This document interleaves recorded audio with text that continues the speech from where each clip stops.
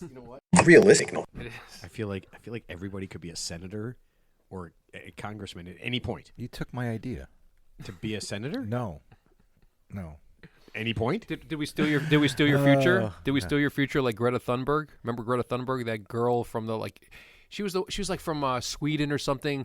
So her and her parents, yes, her and her parents like rolled across the ocean on a yacht, and then she basically lectured the whole like world leaders about climate change. Why do you disparage people? No, I'm not. But here's the funny thing. You shit on people. Well, I think Teddy finds their weak points. She did something amazing, and she's really smart. Now she thinks. No, I'm just kidding. Teddy. No, what I'm saying was so. With the argument she made is a good point, but the counter argument is that she said basically her speech was they stole my future, but it's hard to believe someone's future was stolen when you roll up in a yacht. That's all I'm saying. It's like being lectured by somebody in a ballroom gown, right? It's kind of the same concept. It's like let them eat cake. So you can't really lecture me when you're like part of the 1%ers. Well, and basically you just burn. How much fuel did you burn in that yacht going from point A to point B to lecture us about how we're using our carbon footprints too big? All right, there. It's always the same thing. Can I talk with an accent for this show? An accent? Yeah. Oh, can I do an accent? All absolutely. Right. But it has to be the entire show has to be an accent. All right, I'm ready. Are you possessed? Okay. No, are you going to start talking backwards? Are you going to start talking backwards? You guys heard about Robert De Niro's grandson, right? I'm going to bring that up. I was going to bring that up right now. Oh, Ted's got an agenda today. Go ahead. So his future was stolen from him because he had too much money. Yeah. So basically, this 19-year-old kid. Feel bad for the kid. He's found dead in a luxury apartment building. I guess so. Robert De Niro's daughter. It's like one of his 7 children, but I guess it's the oldest daughter. She's like 51. Yeah. So I did a little research, and of course they didn't know what happened to him. They didn't know what happened, and then they just find out fentanyl, whatever. So I'm just saying, okay, look, you're 19 years old. Here's a PSA. Yeah, but you're 19 years old and you're filthy rich. You're filthy rich. I'm like, and he bought these random pills from some dude off the street that apparently were laced with fentanyl. Where else do you get fentanyl? Yeah. If you're not buying it off a random dude on the street, I mean, unless you're getting it from, I don't know, your brother. Okay, but here's the thing. You got all the money in the world. Wouldn't you just go to why did he have all the money in the world? Well, I mean, see, Robert De Niro's grandkids. So let's just assume his daughter. Yeah, I think they're all super. Let's just he's idiotic. So he gives them all the money. Well, let's assume he's well. So. Let's assume he's just well to do. Check your mic, man. You're buzzing. I don't know what's going on. Just fiddle with it. Much better. Much better. Okay. Let's assume he's well to do. Let's say he's filthy rich, but let's just say he's better off than most of us. Okay. So he wakes up in the morning and he's like, I got to escape reality today. You can't just have like a fifth of Jack Daniels and take like an edible. He's 19. You can't take a fifth of Jack Daniels and have an edible. You got to go to. That's not cool, Ted. That's cool. That's cool if you're like in Van Halen. But yeah, if you're 19, you just start slamming fentanyl. So think about it. Like, so some random dude on the street is going to sell me pills that I don't know what's in them. I'm like, I'm going to buy these pills, and this is a good idea. How do they know he got them from a random dude? He's dead. Yeah, I'm just saying you buy pills, like you're buying loose pills, so they look like bear aspirin, whatever. Like who would take a pill? I mean, you got from a random guy. Do you talk to your kids about like that kind of stuff? Well, not anymore. I don't have to. I did. Yeah. Well, I mean, my wife, 17-year-old, 19-year-old. I always tell them this. I'm like, just don't take any pills. Don't do this. Don't do that. Don't. Like, what are you, fucking Judy Garland from like Wizard of Oz? I think she overdosed, or Elvis. She overdosed on prescription pills. That's not like the 1970s. I mean, it's easy to say all that, right? Don't do that. Like I could stand in front of. I mean, I don't know how many kids I've stood in front of, and hey guys, don't do drugs. And the first thing they do is, hey, you know what I'm going to do after school? I'm going to do some drugs. Yeah. I told you this story before. So when I was like about 12 or 13, my mom took me to like Area 5 police headquarters in Chicago. Yes, we've all heard. Everyone is doing this for a drug symposium. And I thought it was just, so basically they had all the drugs from the 1980s laid out, like whatever. 2, Reds, 7, 9, and 50. Reds, blues, what? Quaaludes, whatever it's called. And then it gets, but it got worse. So they take us into a room and they show us, like, you ever see Faces of Death where they show like real murder scenes? Yeah, they take us in and showing like people getting like beaten to death in drug deals gone bad. Some guy who took like PCP thought he was Jesus, so he died with he had to break his arms down to get him in the coffin. I'm like, I'm seeing this shit when I'm 13. I'm like, well, it's not as bad as I spit on your grave, but it was right up there. Wow, Ted. No, it that all was verbatim. Ted, it all. Yeah, I know, Ted. But it all goes to explain you Everything that you tell us, every story you tell us 9 times. I spit on your grave. Yeah. Every story you tell us, it just goes to explain you so perfectly. It's like people Mom, I don't want to do drugs. Okay, no, it's okay. Listen, people ask this like, oh, you guys did a live show. When you guys going to do video and stuff? We got to see Ted. They're desperate. They have so many connotations of what you look like. Here's the funny, what you are. Here's the funny thing. When Mom took me to see that symposium, I never talked about drugs. I wasn't thinking about drugs. I couldn't even find my own ass at that point. I mean, there wasn't just a random guy. I wasn't even on born. The street. I wasn't even born until I was 35. I didn't know anything about anything. I mean, the last thing I was thinking about taking drugs and alcohol. I didn't know anything. So taking me to that was look at you now. Exactly. Look at me now, Mom. I do it all. I'm on top of the food chain. I found my right buttock just 5 years ago. So. Yeah. No, it's that is weird. But I mean, yeah. I mean, when people have unlimited amounts of money at that age, it's probably got to be very, very difficult.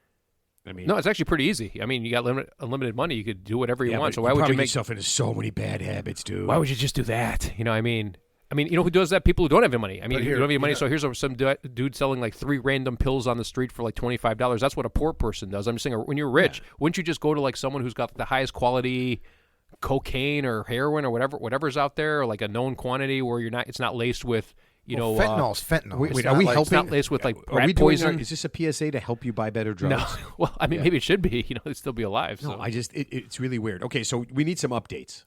Okay.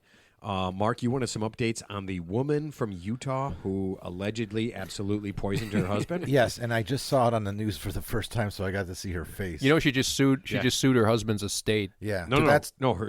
His sister sued that woman, his wife. Oh, I thought the wife, the wife who's the accused murderer, sued the husband's estate. Wait, I think she is too. I think she's suing. No, she's suing the estate. She is suing the estate of the dead husband. That's the headline I saw. It's a lot of chutzpah. I mean, she's not. Okay, she's not, what I saw was the sister of the guy who died. Yeah, she's suing the wife because I guess the wife just systematically, kind of, pretty much planned this out, emptied out all the bank accounts. Yeah. Right. Took, but then the wife is but the wife is suing his estate to claim, to basically, to get the money. So she's got a lot of chutzpah. What was she going to spend it on? What in prison is that expensive? So update me. What happened to her? She's innocent until proven guilty, even though we know she's guilty. Oh no! The update is the guy's sister is suing. Okay. But she's suing too. So just FYI. So she's still going to court for murder. Yes, she's going to be a convicted murderer. Right. If you're on the jury, right? And she's like, oh, I want this money. And it's like, okay, just out of curiosity, why do you have this money and he doesn't? Oh, I murdered him. Okay, I'm going to have to go the no. Well, he changed her. He wrote her out as the beneficiary before before he's dead because she was doing all sorts of crazy shit. No, because she tried to poison him twice, and God knows why he stayed with her, knowing that information. So basically, he already knew that she was trying to kill him. Oh, his sister said because of the kids. Oh, well, you can't like talk to the kids on Zoom or some shit like that. She would have had a Father of the Year, everybody. Father of the Year, right her there. Book, her Mikey, book I want to be be better Mikey. If she wrote about what she did. The kids' book about how to murder your husband. Instead of doing that book, she should have wrote a nonfiction about what she did. But she can't. Yeah, I guess. But she can't make any money off of that. But I mean, we all know it. Is that really a good book? I feel like that's on TV. I feel like what she did was pretty much every terrible movie I've ever watched. Yeah, every Lifetime movie. Yeah, except the guy didn't actually do anything. They'd have to spice it up where he's like beating her or something, and then it's okay that she killed him, not just that she's a random like psychotic murderer. Yeah, it just seems weird, right? Yeah. So all right, more plane problems. Okay. A guy had another panic attack on a plane last week. Yeah, just last week he had another panic attack. Now this time, he did not need sex to quash his panic attack. Yeah. Basically, he had a panic attack and then kicked the living shit or tried to kick the living shit out of everyone on the plane all at once. Nice. While it was in the air? While it was in the air. Nice. Yep. I'm assuming he got tackled by various people in the process. I have no idea. He fought passengers, airline employees, and he was just trying to get his work out. You might as well go all the way because you know what? When you land that plane, he's fucked, right? So he's going to be on the no-fly list. He's going to be arrested. So you might as well get your money's worth. That's try to beat up as many people as possible. Yeah. So part of his panic attack might have been the fact that he snuck some drugs on the plane. And went into the bathroom and took the drugs, and he actually came out of the bathroom and he was foaming at the mouth. He was Superman. And he was just absolutely insane. Yeah. Now, I guess they did ask him if he thought later if sex would have been a better thing, if that would have helped him, and he said yes. So that's on the protocol list for panic attacks now in airlines. Yeah. So I think we've actually will sex help? Yeah, we've actually come up with kind of a treatment for panic attacks. So this could be very exciting, right? I mean, this could be a new thing for people who have panic attacks. You can go to your doctor, and hopefully he or she is hot, and just have some sex. Where do you think he hid the drugs to get on the plane? Because they have all those drug-sniffing dogs at the TSA. So you think butt drugs? He had a balloon up his butt, or he swallowed a he had to have had him like. Can I tell you what my buddy did when he went to Mexico? I'm not going to use any names because he's a friend of the show, but he brought edible gummies. Drugs to Mexico, right? No, listen to me. This is a good story. So he has edible gummies. Okay, and he mixed them with vitamin gummies. Yeah. So he went out and bought vitamin gummies that looked like his that seems plausible. edible gummies. Yeah, and did that right. So he did it, and his wife did it. Okay, his wife got. This must be for carry-on, right? It must be. Yeah. So why don't you? No. I think this was just in the check bags. Oh, really? They still got he got away with it. Fine. His wife, who's on a later plane, she had it in there, and they did a random check, and they found it. Mm-hmm. And so this is so funny. So the Mexican police at the airport, they shook her down for money. So they started with, you ready for this?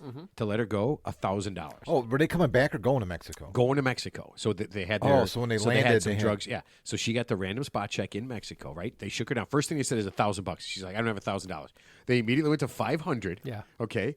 And she goes, I don't have that. And they finally got down to what do you have in your pocket? And I guess she ended up giving him like $140. Yeah, which is still a lot of money out there. Then, did she get to keep the drugs? Yeah, they didn't even give a shit. Yeah. Yep.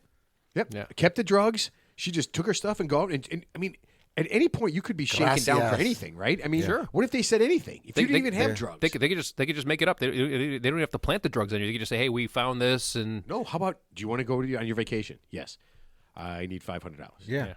Yeah, and then just get it down to let's see, I got $19 and I got this new shoelace. This is gonna damn it! Now I'm not gonna have good shoes in Mexico. But yeah, she got shook down for that. Wow, I'm not gonna have nice shoes in Mexico. She kept the gummies though, so good for her. Once again, who wears shoes in Mexico? Who brings drugs to Mexico? Who brings shoes to Mexico? Well, Ted, you don't want to buy. You just said you don't want to buy random drugs off the street from some asshole. No, I know that, but don't you have open bar? Ted's got a guy in Mexico. When you go to the all-inclusive resort, isn't like they don't include drugs. Ted. Isn't the ethanol? Where are you from? Isn't the ethanol glycine mixed liquor good enough? Did you know the first time I went to Mexico, we stayed at an all-inclusive resort like you're talking about, and most of them are right. And are they any good? I've never been to one of those. Is it really that good? It was okay. The one we went to was okay. It's okay. Overrated. All inclusive is overrated. We got picked. We had to go last minute because our plans got changed. But anyway, we were going to Belize, and then a hurricane came, so we had to make arrangements to go somewhere else. I told the story to Janice when he was on the show, Mark Janice. From Janice Travel. Yes. But so when we were there, I did not know that top shelf liquor was below. So it's bottom shelf liquor in Mexico? Well, no, it's like all inclusive they included top shelf liquor. Okay. Jack Daniels, Tanqueray, Absolute, but they don't put it out on the shelf. On the shelf is all like the bar crappy liquor. Shit. Yeah. So when you go up there and you say gin and tonic, that's what they give you. And you're not going to say Tanqueray and tonic because you don't see it there. And then I saw one guy come up and go Tanqueray and tonic. He goes underneath the bar and pours him a Tanqueray. So they probably do that on purpose. You have to ask for it. If you just say gin and tonic, you're drinking Mexican gin, which I was drinking for the first day. So luckily I found it out right away. Gin is not good. Well, I love gin. I'm a big gin drinker. I don't understand how. I don't know how you don't. I mean, it's like okay, but it's not my first. It's not my first choice. Gin and tequila are my two liquors. Actually, Bombay and Squirt probably wouldn't be that bad. You probably wouldn't. It would just Bombay gin and Squirt. Yeah, you'd probably Irish it up pretty good. So what does that Irish it up mean? It just means you wouldn't taste the gin. Oh yeah, listen, I would drink gin if I couldn't taste the gin. Exactly. Yeah, absolutely. I love gin, man. I drink gin straight up. I drink gin martinis. Wow. That's what do you like, Sean Connery or something? I just like it. What do you shake it, not stirred? That's right, you're doing the accents now. like Frank Sinatra or the Rat Pack from like the 1950s. I can. I mean, I can hear it. It's nothing I'm doing. Though. Do you have a Rob Roy too? Everything you're doing. Do you have a Rob Roy in an old fashioned? I don't like. No, I'm not a big whiskey guy. I like scotch. So when you go to the speakeasy, when you go to the speakeasy, do you have to like knock 3 times and you know? Like, what's the password? Oh no, Ted. Yeah. And like this. Yeah. I'm going to burn this place down. Okay, there you go. Good. Yeah. That's. You think there's still clubs like? There's no clubs like that. There are. I'm sure there's like some gimmick club out there where you have to. There is knock on the magician. Oh, we were talking about that. Yeah. It's in Andersonville. Oh, like a secret. Yeah, you go in the door when you walk in the front entrance. It looks like a laundromat, and then they open. Oh yeah, you said that. They open a washing machine or something. Do you have to be a member though? No. You just have to know it's there, or you would never know it's there. Well, everybody knows it's there now, but it's just like I don't know it's there. It's a gimmick. I wouldn't know it's there. Yeah, I don't listen to what you say. No. Yeah. No, we should go there. We should sneak into that. I told you I know somebody that works there. He's a magician. Yeah. And he's a hypnotist too. And I told him we got to get a show. hypnotist. Yeah, I said let's do that. I said go ahead and try to hypnotize me. It's impossible. Who's the most? I have to give you his information and set it up and have him on the show. Yeah, that's and fine. He will well, it's not. If you say it's impossible to be hypnotized, that means you're a moron. Who's the most suggestible person? Your face. Who's the most suggestible person on this show? Yeah, you would be the easiest. Honestly, I probably would be. Yeah. You would be the easiest. Honest to God, do you know Ted that would probably be the hardest to So do you know that there's magicianize because he's you know there's like on the chart of intelligence, you know, you got like oh my God. Oh, go ahead. I'm sorry. The most easily hypnotized are notoriously the most intelligent. No. That's not where I'm going. But thank you. No, I was going to say that literally, like the word moron. If you're a moron, if you're categorized as a moron, you can't be hypnotized. You can't hypnotize a moron. What about what about a Moran? No, I mean hypnotism is real. No, I believe it. I just believe that if somebody was trying to hypnotize Ted, he'd ask so many questions. It's a state of mind. It's not like are we golfing tomorrow? I'd be like, Ted, pay attention to the hypnotist. Hey, who are you? Like, Ted, that's the hypnotist.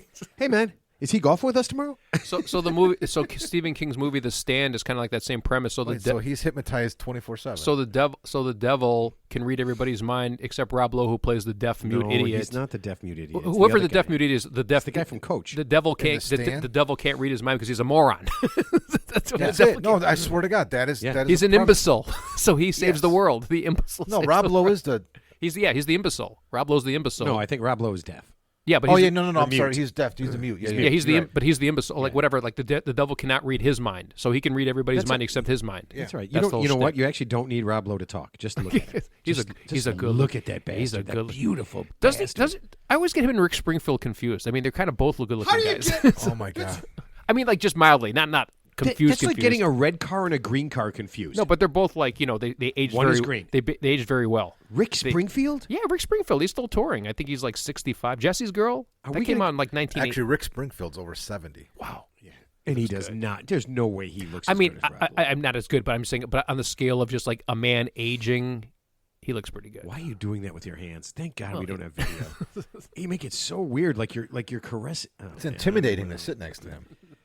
That's why you guys are over there and I'm over here, man. You're really far away from us. Yeah, that's why we were headphones. So I don't have to. So I can physically be in another room. It's almost like you're like the emperor. You're like away from us. You should just be on an elevated.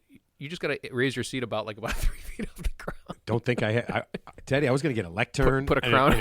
A big stool. Hey, you know what you do before the show starts? You should be facing away from us, and as the show starts, then you turn toward us.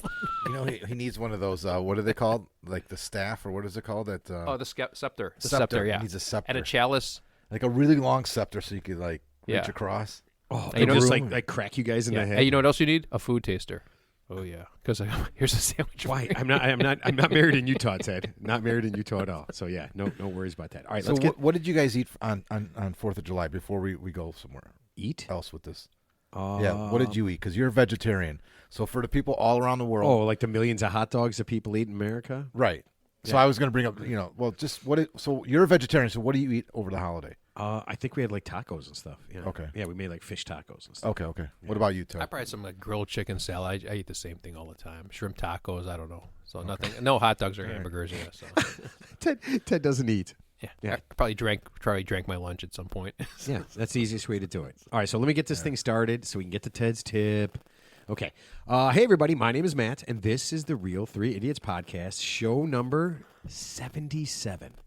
Does that blow your mind? It's crazy. Yeah, that's all you. That is all you. I know. I'm not doing anything. It's not. Oh, you just made love to your microphone. All right. If that doesn't freak you out, if show 77 doesn't freak you out, nothing will freak you out. I'm telling you. All right. With me as always is my good friend Teddy Poison. Yeah. Happy Hump Day. That works, doesn't it? Happy Hump Day. I don't like that nickname, by the way. Teddy Poison doesn't make any sense, but you probably know you. If we put you in a room, like, you saw that hot dog eating contest thing? Yeah, yes. Nathan's hot dog. One of the most disgusting things I've ever seen. Yeah. That's we watch it every year. Every year we watch it. I just saw a brief glance of it. Yeah, it's so physically grotesque. Yeah. Joey Chestnut, man, wins it every year. He looks like he's going to puke and then he takes two. So this is the weird That's part. how they eat it. He takes 2 hot dogs. Yeah. He grabs them by the end and literally shoves them down his mouth. So what did he eat? Like 76 hot dogs in a minute? 62, I think, this year. In a minute? No, not it's a like minute. 3 minutes or 5 minutes or something. That's crazy. Yeah, it's so gross. That's not all he does, though. You ever see all of his other records? Yeah, there's a like professional eating league. Like 38 Big Macs in a minute. Yeah, that's insane. I mean, he's not a big... Yes, I swear to God. You couldn't even eat 38 Big Mac buns in a minute. He's not a big guy. He's like an average sized guy. So I mean, he's obviously a professional leader. He ate the Taco Bell tacos, like a crazy number of those, like in a minute. How is he not dead? Does he throw them up though? I mean, so is it like the Romans? You got to keep it down for a certain amount of time. But can you eventually like puke it up? I mean, so I you hope don't so. you keep it down? Like remember the Romans? They would have the Roman like not the orgy, like the food orgy, but then they would go to like a special bathhouse to like basically make themselves gagging and puke up everything that they ate. Well, dude, if he doesn't puke it up, could you imagine? He would have to spend at least 3 hours his stomach on the shitter. The cholesterol, you can't digest the fat. You're right. You cannot. That would be so gross, dude. Yeah, he's got to puke it up. Yeah, so. Yeah, I hope so. And the man who has written every song Beyonce has ever performed, Mark. Wow. Yeah, I can't name one of them. What? I don't know Beyonce's song. I love her. Put a ring on it. Man. Yeah, put a ring. Oh, that's one. Yeah. Yeah, remember that? Some of one of her songs. She was with a group before that. Yeah, Destiny's Child. Yeah. No, she wasn't. Destiny's Child. Yeah. Oh, okay. All the women independent, throw your hands up in there. Keep going. Yeah, there were you wrote it, motherfucker. All right. Ted, are you ready for your tip? Oh, by the way, thank you for starting the show. You're welcome. Yeah, and actually starting the show? It's been started. Yeah. Same thing. I'm ready. Every time. I'm you ready. are ready? I'm ready. Okay. So I have a fantastic, oh my God, this is really cool. These guys came to me, and they actually wanted to be on a couple weeks ago, but we finally got it on. And it's the perfect timing. Okay, perfect timing. It's the time of year again in America. That's right, 4th of July just happened. And at Armando's Fingers and Toes, we have just what you need for the 5th of July after you get a little too into the fireworks celebration and you blow something off that you really want back.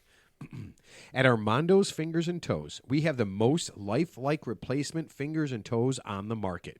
We have everything you need to look like you weren't a drunken idiot who decided to have a Roman candle fight with your brother-in-law, or when you decide to make yourself into a human sparkler. And this year, Armando's Fingers and Toes is proud to announce their Arms and Legs line. When you go way over the line, we have what it takes to help you walk back into work and proudly say, yeah, I'm stupid, but I look like I'm not. Armando's Fingers and Toes and Arms and Legs. We replace what you are too dumb to take care of.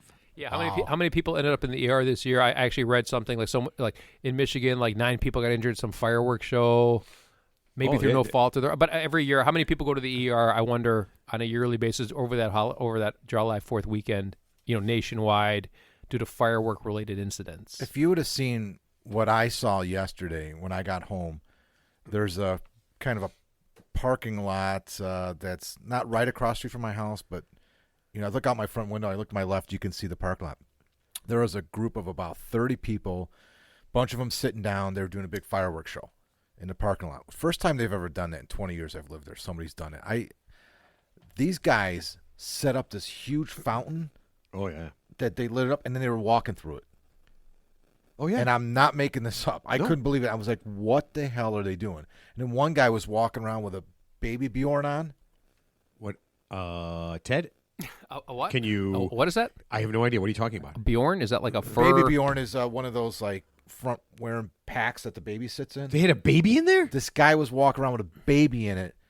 Not through the sprinkler thing. I mean, not through the fire thing. He was walking around while they were shooting off all the fireworks within an arm's length sometimes when they were lighting it. Dude, a baby's ears are so Dude, delicate. I don't know if the baby had something on. I could not see that, but I know he had a baby. So it was bizarre. I don't know what the hell was going on. I had to go down in the basement with. I couldn't watch it anymore. Wow, are people stupid? Well, here I'll give you a couple of. Here's a couple of stories. Are you ready? There's a guy in Cary, just outside of Chicago, on July 3rd. His Roman candle wasn't going off, so he wanted to make sure that everything inside of it was okay. Looked inside, went off, blew his brains out, dead. Okay. Wow. Another guy decided he was going to be cool, and he put something, I think it was a Roman candle, on his head so that he could shoot it off his head. It exploded down, caved in his skull, dead. Yeah. See, man. I've blown up. I think I've blown up a Roman candle like a long time ago, years ago. But yeah, it's basically like dynamite. It's like what M80s, M100s. You light it and run away. Quarter sticks. Yeah, you don't go anywhere near it. No, we used to hold Roman candles in our hand when we were kids. We used to shoot them off. The only thing I ever held in my hand was Roman candles are to be held in your hand. Was a bottle rocket with the actual bottle, like the little skinny bottle rocket. But those are because even if it blew up, chances I don't are, think it's going to do anything. But not a Roman candle. Yeah. No. Somebody had a big fire. This was yesterday. Somebody had big fireworks.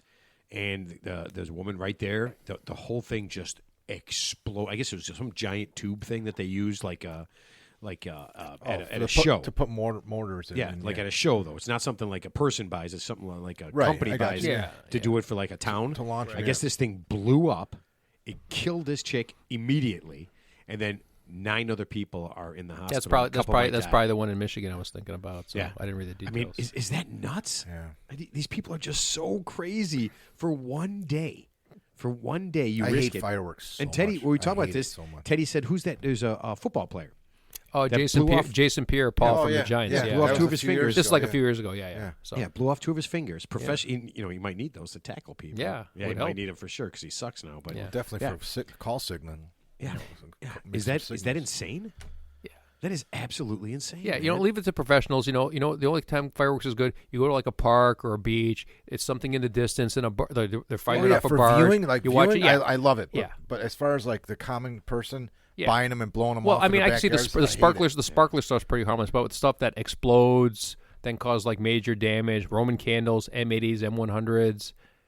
It's just I know it makes a loud noise and everyone gets excited, but we probably don't want to do that. I don't get the loud noises. I hate it. The ones that blow up and make colors and stuff. That's cool. Yeah, that's cool. That's cool. That's cool. The noise. Cool. But I don't understand like the giant one that just explode. Yeah.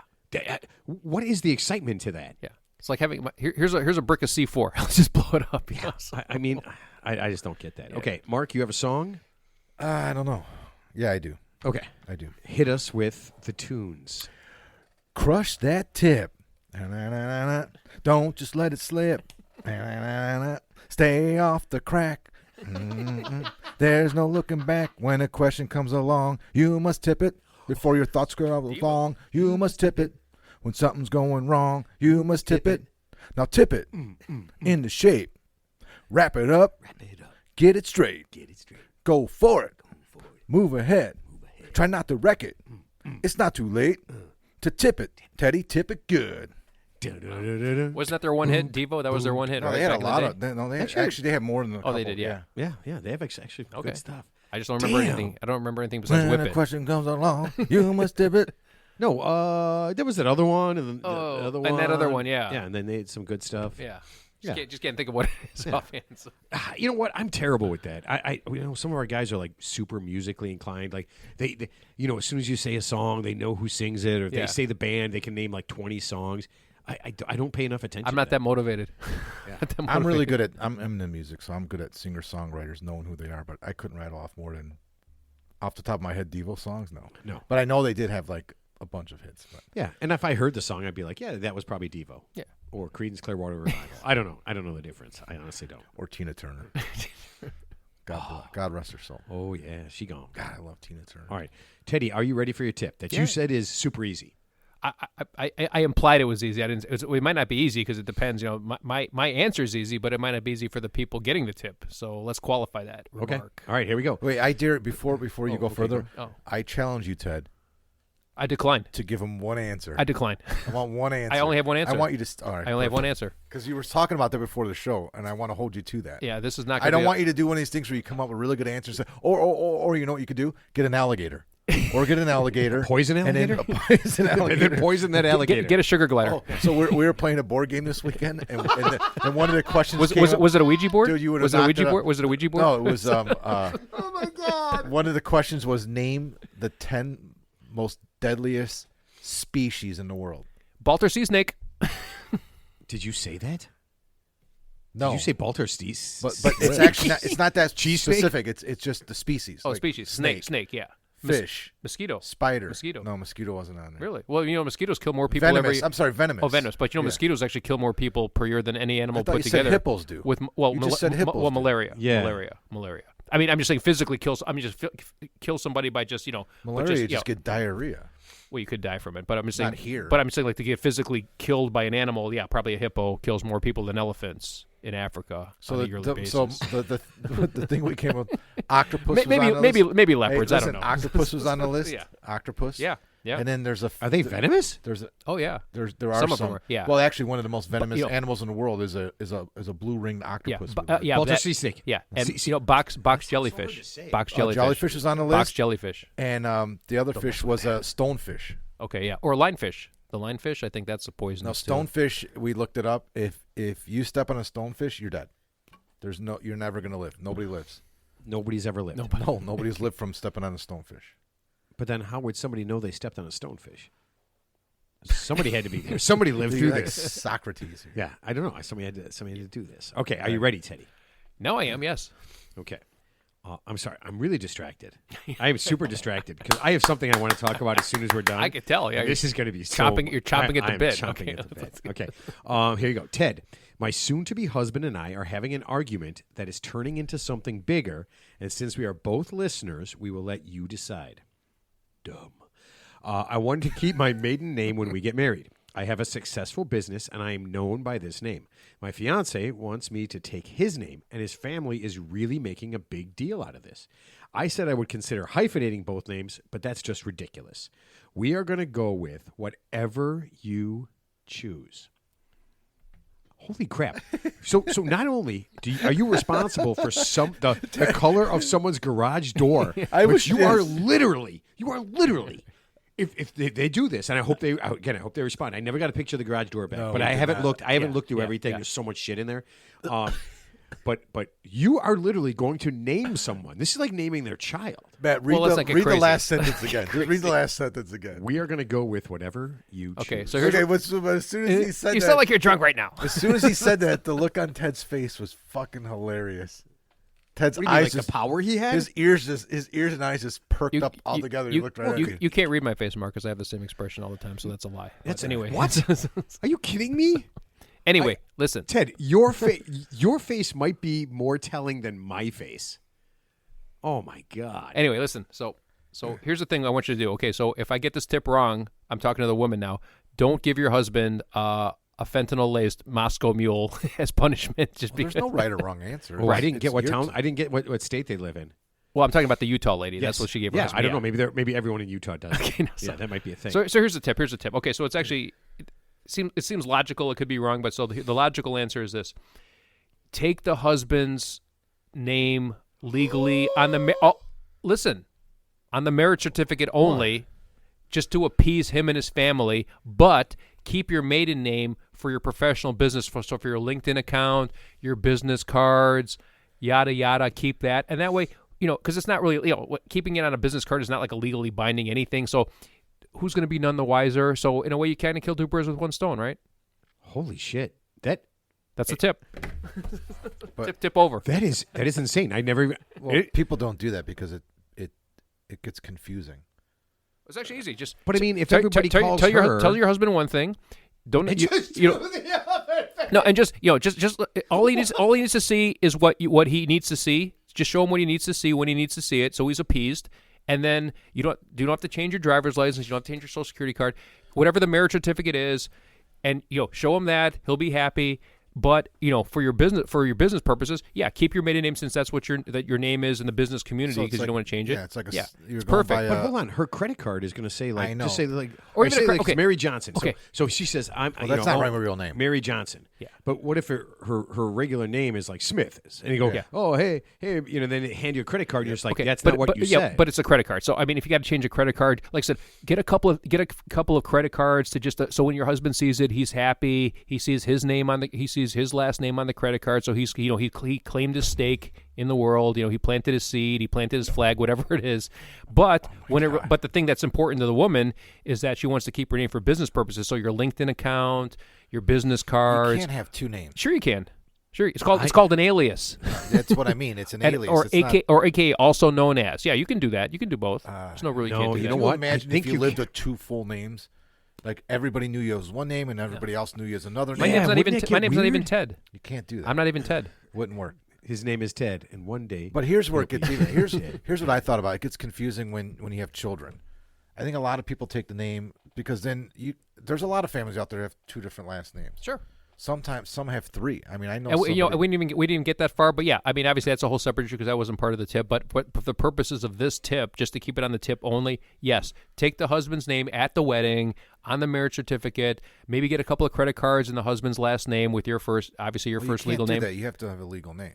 Yeah, but that would have to be her legal name. Would have to be that if they're going to put it on all that stuff. I think you know what? It sounded so cogent. I think you do both. It sounded like a good idea. Yeah. But now that you think about it, that's fucking impossible, Ted. It is. She can't have two names. That's why they do hyphenated names. You can't have. She said no hyphenated names. No, so I'm just saying I'm trying to just broker a compromise based on what the two competing parties want, and I think because like I said, the LinkedIn and the business cards or whatever she is known in the business community, it's not really legally binding, right? So I mean, so she can use whatever she wants, and her husband might not be even none the wiser to that. Do you think she's going to hide this? She's going to hide it from her husband. So when someone walks up and say, "Oh, Mary Jones," and he'll be like, "Oh, wait a minute, that's your old name. Your name's Mary Smith," and she'll be like, "Well, sometimes." Yeah. I don't like it, Ted. What if she's a doctor, and he's like, "Oh, I'm going to go see this new doctor because it's my wife's old name." He goes to see her, and it's her. Oh yeah.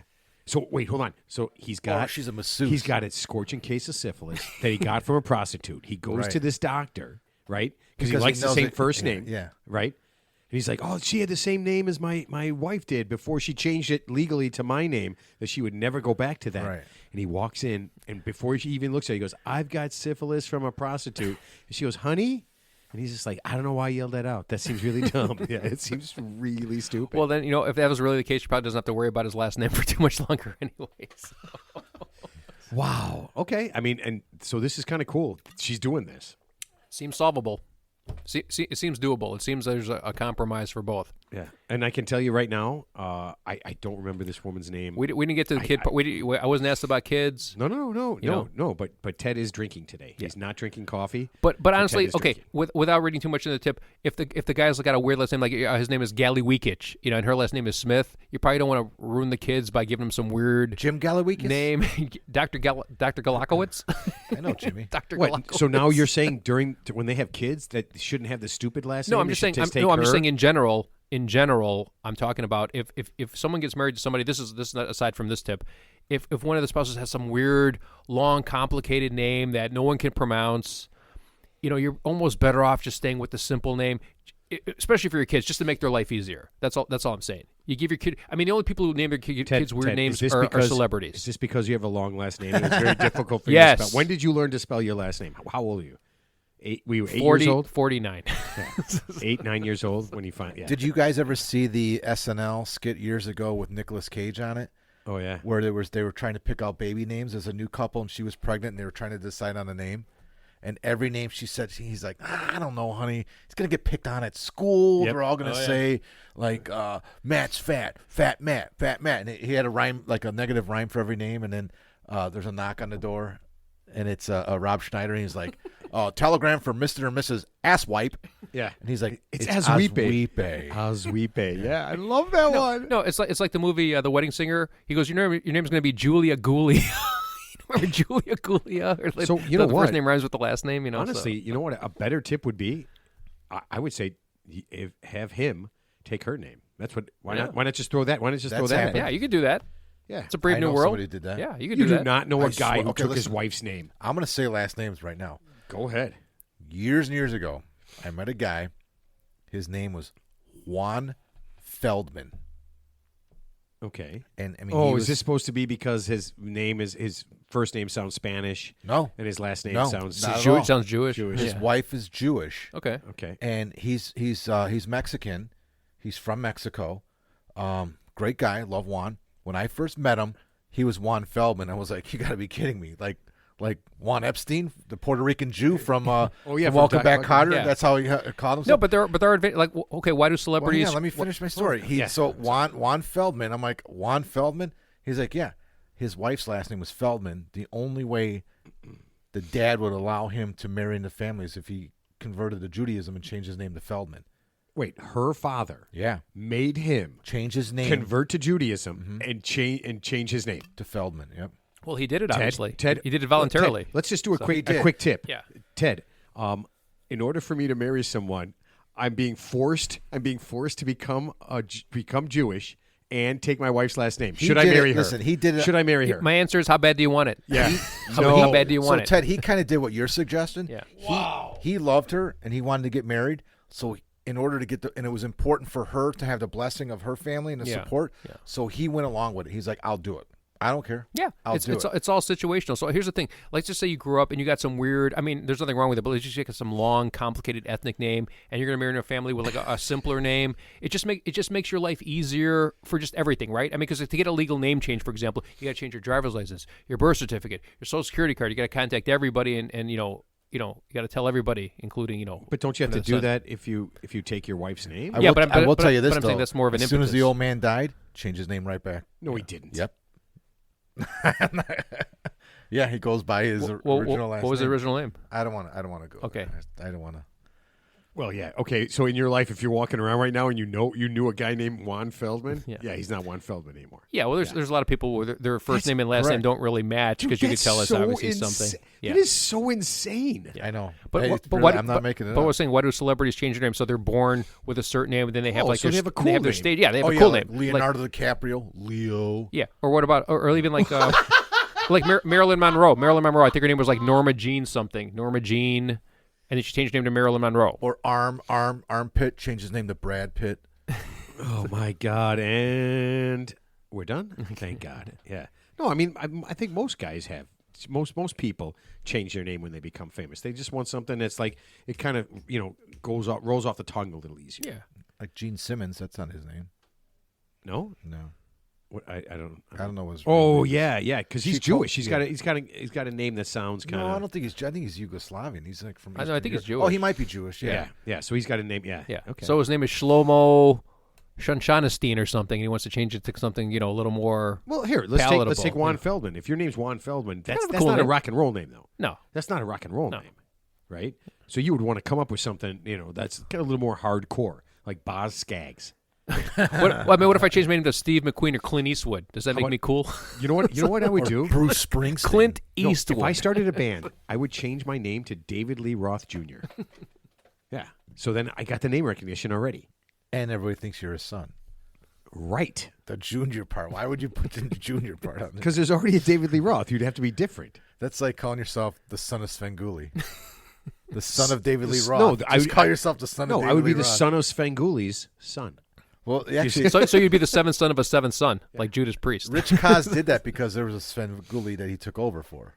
Oh, So yeah? he called himself the son of Svengoolie. And then after like 20 years, the guy's like, dude, you could drop the son. Actually, I'm now. changing my name to Hunter Biden so I can get access to everything. I can sell artwork for You're gonna spell it with a Y, right? Hunter Biden, B-Y. He's gonna D-E-N, misspell it. and then I'm going to draw like a doodle, like I'm going to draw a stick figure and just sell it for like $75,000 at an art gallery. I'm gonna change my name to Bitcoin Yeah. because then I'll get free Bitcoins and I'll be able to do it. Nah, that's not how it happens. That's yeah, what Todd- that's how Ted said it I changed happened. my name to $10 million. Yeah. And I did not. No, that's a get good question. So if you could change your name right now, what name would you? And we don't have to talk about it now, but like, what name would you pick? What's like a cool name that you've heard that like, hey, I wish that was my name. Maurice Pinkay. Oh, That's one of the names I used when I. What about Kaiser Sose? I knew a guy named Bob Kelly, Robert Kelly, R. Kelly, and he was an attorney and he had a badass Mercedes. I mean, black tinted windows, SL 500. This is going back 30 years ago, and His license plates on the Mercedes said R. Kelly. Those were his plates. Okay, that makes sense. Yeah, but everywhere he went in downtown Chicago, they when thought he came was out the of the R. restaurant, Kelly? there was a huge group of people hanging around his car because they thought he was R. Kelly. Ted, mostly 8th graders. Yeah, mostly 8th graders. Some freshmen in high school. No.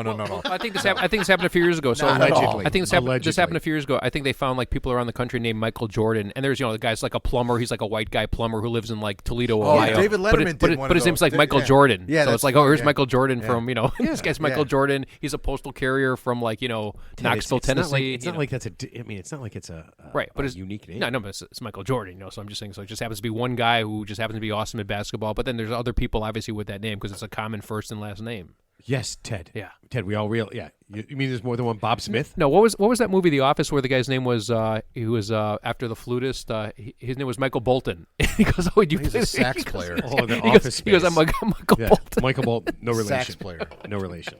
Okay, so mine is Maurice Pinkay. That's the name I use.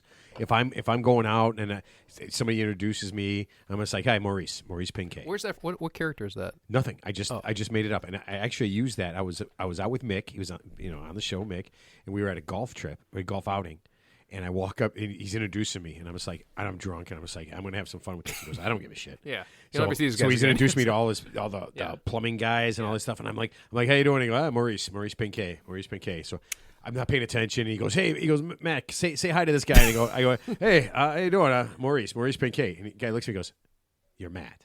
And he looks at me and goes, you know I know who you are, right? He looks at me and he goes, you know me. I'm so hammered. I'm just like, I'm Maurice, man. I don't know you. I don't know you. Oh, yeah. I'd be around Mexico. I love that. You can't even invent your own name? No, I'm gonna steal someone else. Mark, what would be the name you would change your name to? Stewie Kleinbacher. Stewie Kleinbacher. Isn't that from the Family Guy? No, that's Stewie Griffin. Oh, yeah. All right, that's a terrible name. I mean, it doesn't. That's actually the name of my goat head I found in Hawaii and brought home. That's what we named him, Stewie Kleinbacher. You found a goat head? Yeah, a goat skull, not a head. And you just a you brought it home. In the cave. I did. Yeah, I brought it home in my. But it didn't have any stuff on it. No, it was just the bones. Oh, I thought you brought like a head. Could you say, I know, that's why I clarified. It's just a skull. But actually, what's cool is the horns still had that. They still have them on there. It's like a cover. What? Yeah. Oh, you mean like the stuff that's on from horns? Like one of those skulls you find in the desert. It's like the skulls you find in the desert. It's always in the desert movies where there's like a skull with like horns on it. It's got horns, but it's got like when a snake the chitin covering or something. Yeah. The covers are still on it. Yeah, I brought it home in my luggage. Okay. Oh man, this is too much for me. Okay, can we move on to something? Yeah, you're running the show. No one's telling you you can't. Something else. No one's saying you can't. Ted, hang on. Are you sure? Are you sure? Okay. I didn't know you needed our permission, but if you want it, right. yes, you may. You may move on. So to another topic. Let's start slow. Okay. Let's not talk about DJs, right? DJs. Yeah. Like DJ John. Like every time I mention a DJ on the show, they're dead within 2 weeks. That is true. We talked about Dick Biondi. He just passed away. Oh, yeah. So don't mention any names. I'm not systematically murdering all the people you talk about. Was this like Deadpool or something? You mentioned a name and they. I did that. Remember, but it's not me. One of my favorite human beings in the whole world. When you asked if there's somebody you could have on a show to talk to, who would it be? And I said Lynn Bramer. Yeah. 3 weeks later, he died. Yeah. I mean, it was in his defense, he was very, very sick.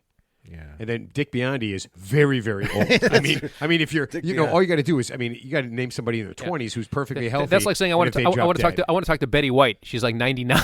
she's in hospice. She's in hospice. I want to bring her on. And why couldn't I said like Mancow or somebody? Are you hoping people?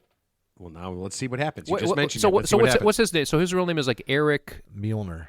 Really? Yeah, his name is Eric Mueller. It's Mueller. Is it Eric Mueller? Yeah. It's not Bueller. It's Mueller. Yeah. We're moving on. Okay. All right. So you guys tell me what you think.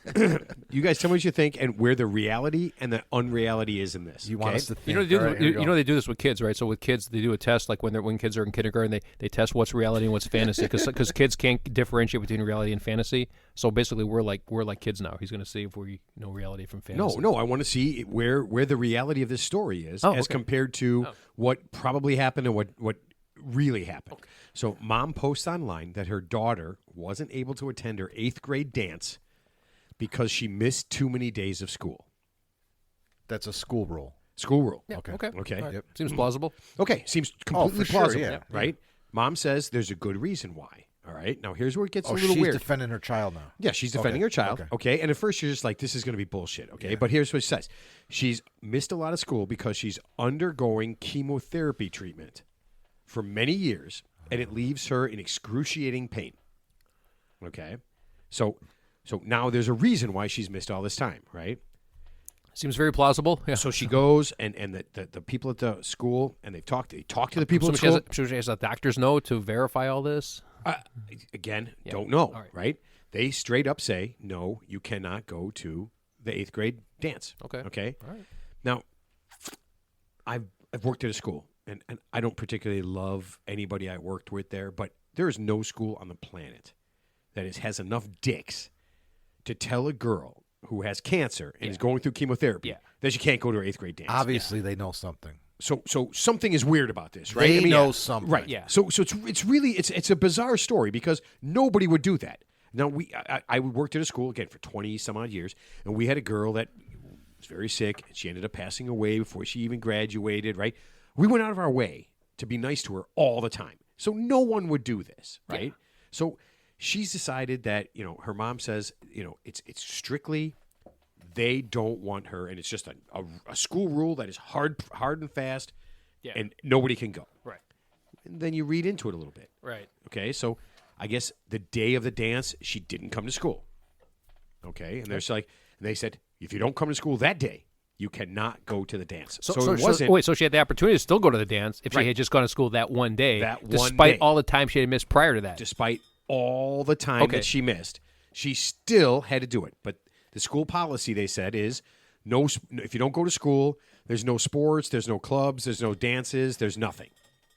But nobody in their right mind would stop a child that has of course, that has cancer. Yeah. Right? Yeah. So I'm looking at now, you find out that the girl has an IEP, which means she has an individual education plan. That means she's got some issues. She's got some issues. She's got some issues. Some educational issues, that go along some learning with this, issues, all this. Yeah. And then you find out that this girl has missed a lot of days of school, constantly late, and it may or may not be because she's not feeling well. It may be because her mom doesn't get up to take her to school, right? Okay. So when you hear a story like that, if you don't look at it and read it, it sounds like somebody's being horrible. And you can see I look at all the comments at the story. These people are terrible. How could they do that? No one would do that. No person in the world would ever do that. When you get one side of the story, that's why it's always important to get two sides of the story so you can see everything in its proper context. Right. Yeah. Right. That's all. And the guys are just like, they're like, we're not going to get into any of this stuff. Yeah. We did this for a reason. Yeah. Yeah. So it's really weird. So whenever I see these stories, I'm just like, I don't understand how people think that they can just say whatever they want and it'll never come back to get them. This mom obviously thought that something would come of this, right? By telling this obviously untrue story. Sure. No one is that heartless. There's not a human being on the planet. Well, there are some heartless people out there, don't get me wrong, but I mean, you'd have to be really tone deaf. I'm not saying there aren't people out there who are like really tone deaf and they've gotten in trouble for that. So it is possible, but probably unlikely given the full context. So when I hear these stories now, for years now, I just write it off.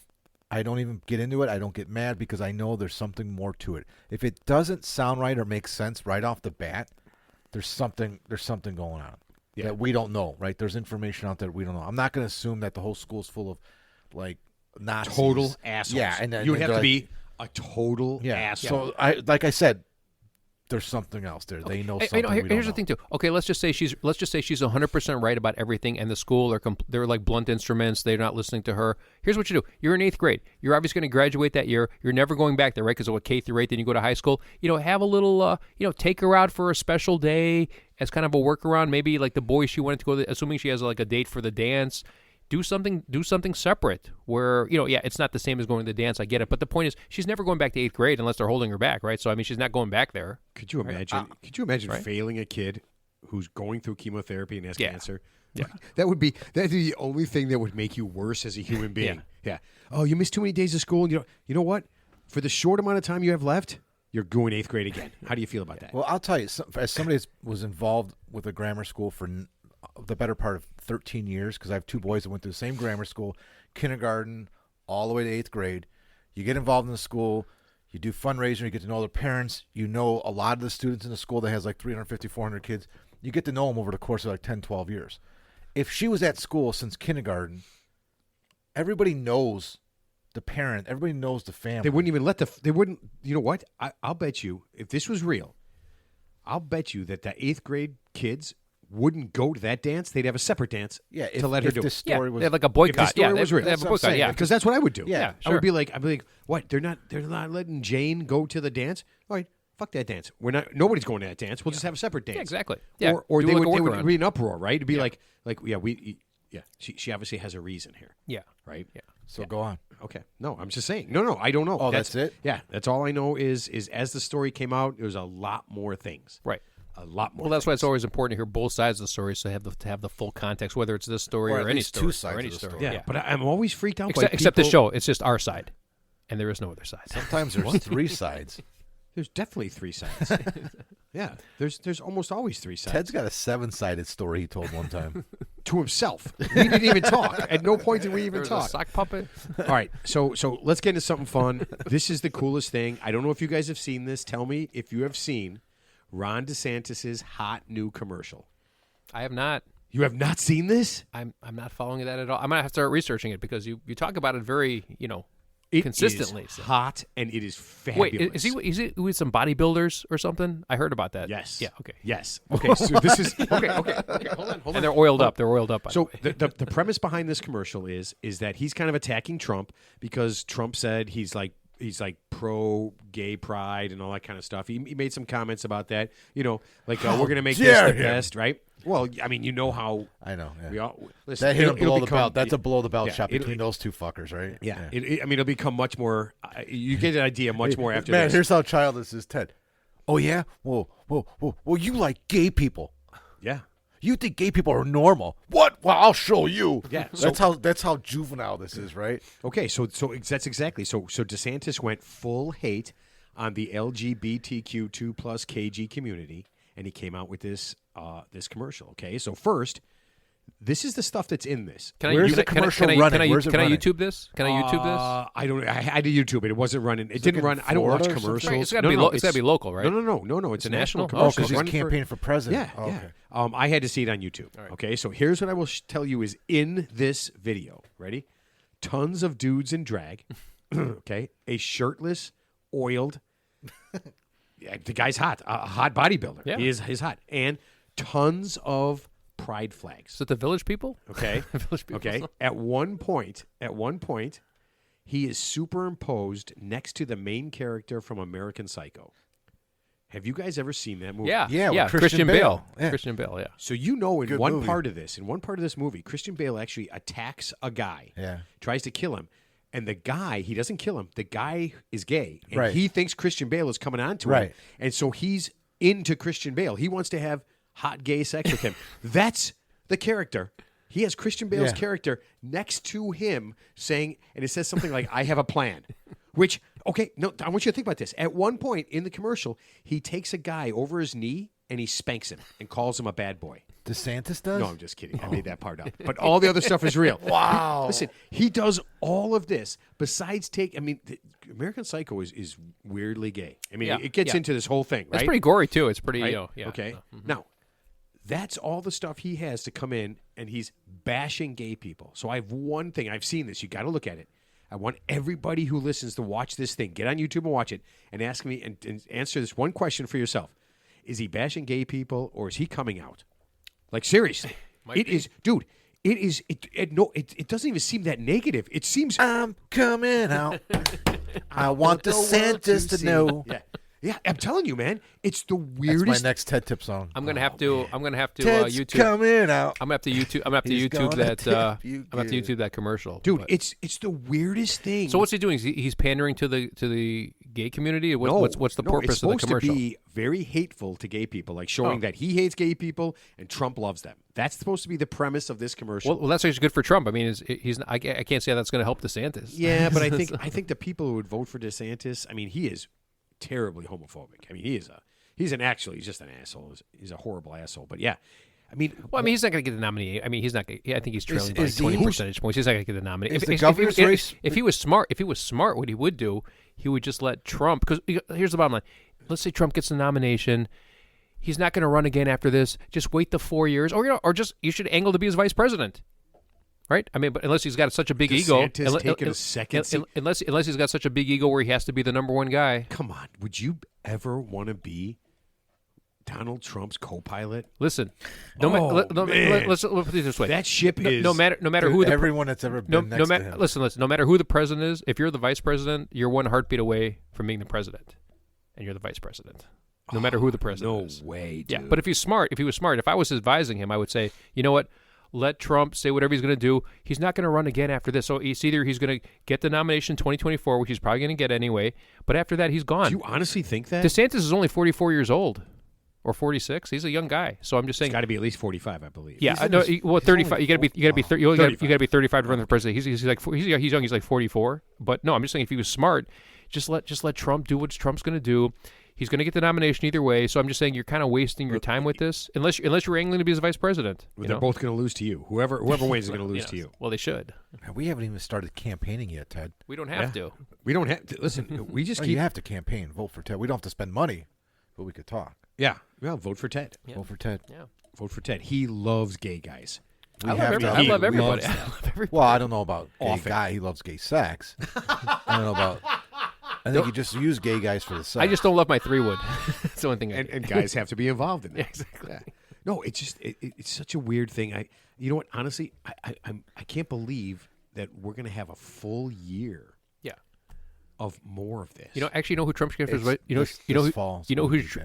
Trump get for his vice president? Tim Scott, the African American senator from South Carolina who's also running for president. I like that guy. If he was smart, he'd get that guy as his vice president. Trump? You like Trump. Trump's going to get a black guy. Yeah, Tim Scott. He's the only black U.S. senator. He's from South Carolina. He's actually declared for the presidency. He seems. You don't feel as though this might be a. Trump does not have. I think it's a great idea. A super solid relationship. It's a great idea.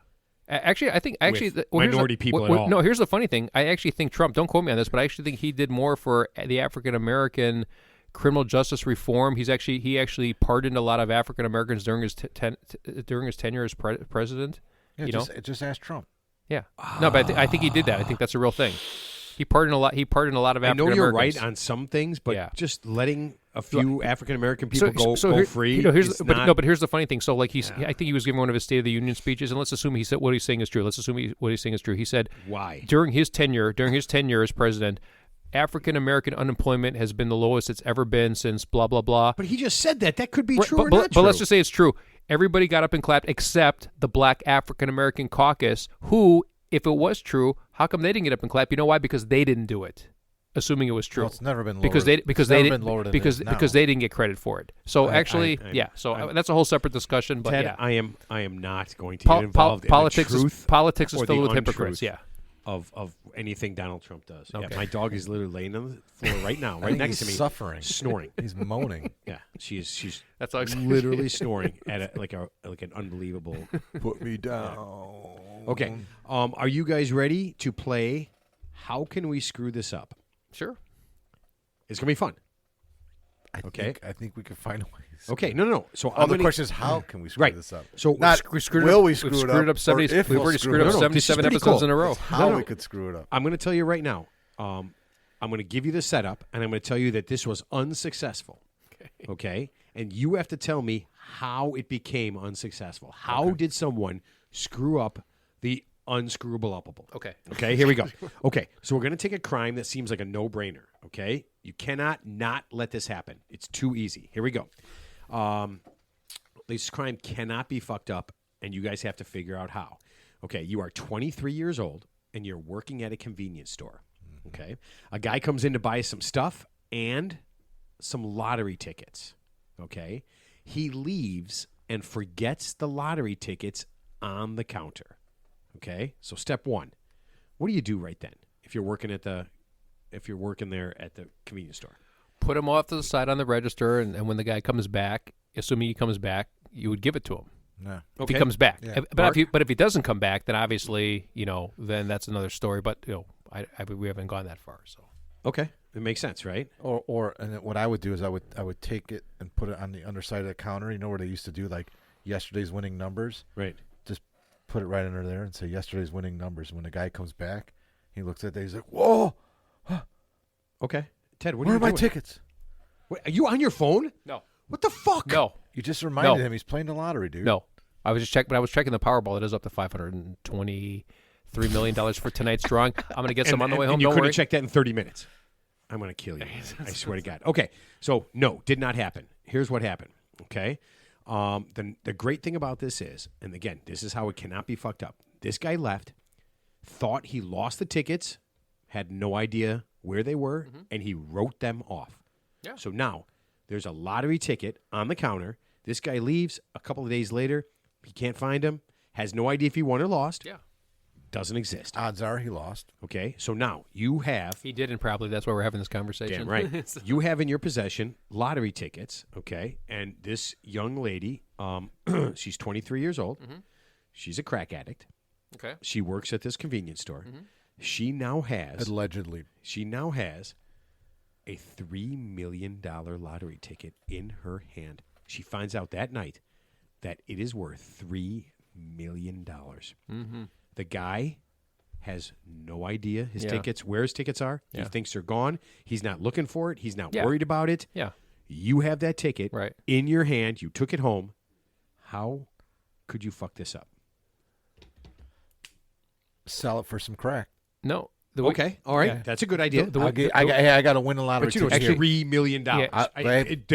I don't think there's ever been $3 million worth of crack on the planet. Here's the thing. So with the lottery, this has happened before. This isn't like a new thing. So I guess like there's been stories of clerks, not in this particular case, where like someone will check their tickets and the clerk will incorrectly say, "Oh, you only won $1,000," and they know it's a big winner, so they'll give the person $1,000 and keep the ticket and try to cash it, or they'll give it to like a relative to cash it because you have 1 year. None of that You have one exists, to cash year. Yeah, so right I here, know. far. Roll it up and smoke it. She used it as rolling papers. Could be. That's a good way to do it. But no, this guy has no idea where the ticket is. Well, not her. But so is She it? has the ticket. But is it? She has the ticket. But is it He has considered? no idea that. But is it considered abandoned property because he left it there? No.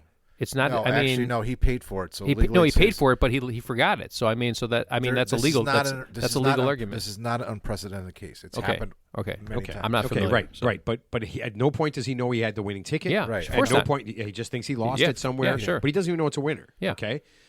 Now, are you ready? We'll keep going. She waits 2 days to redeem it.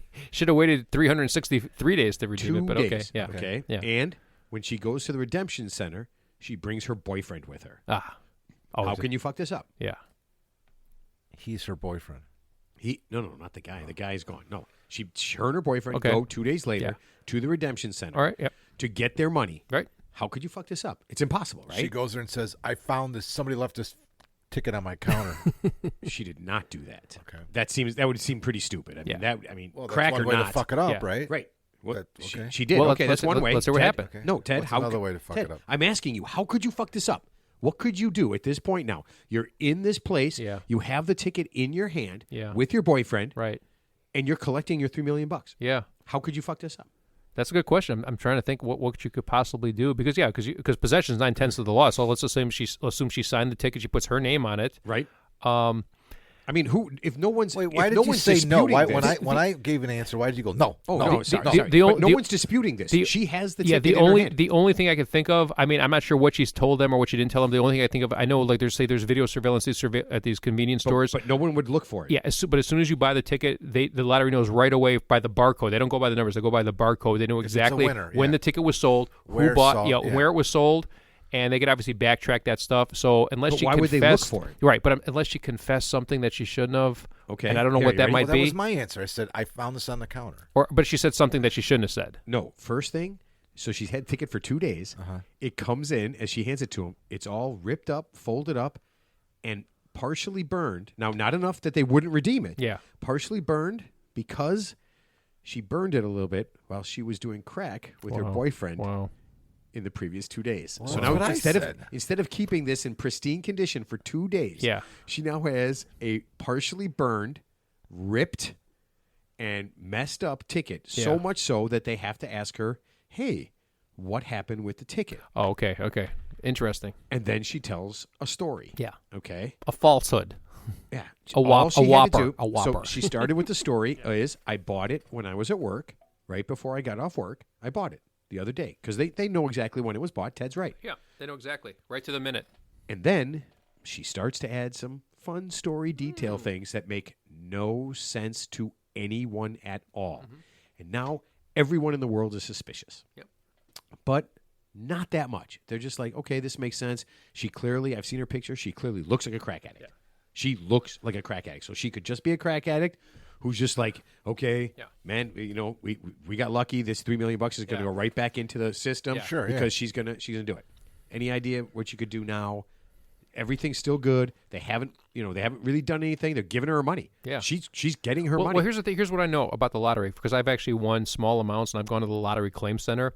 So if you win something big, in Illinois, for example, if you go to the lottery claim center, they can give you a check up to $25,000 right then and there. Okay, but if you win a big money, like say $2 or $3 million or something big, they actually send your ticket to Springfield, which is, for people who don't know, is the capital of Illinois, for a security check, and that could take 6 to 8 weeks. So you're not going to get $3 million right then and there under no circumstances. No. Yeah. She wasn't getting like the $3 million that day. Of course, yeah, that's not going to happen. But they were okay with it. Yeah.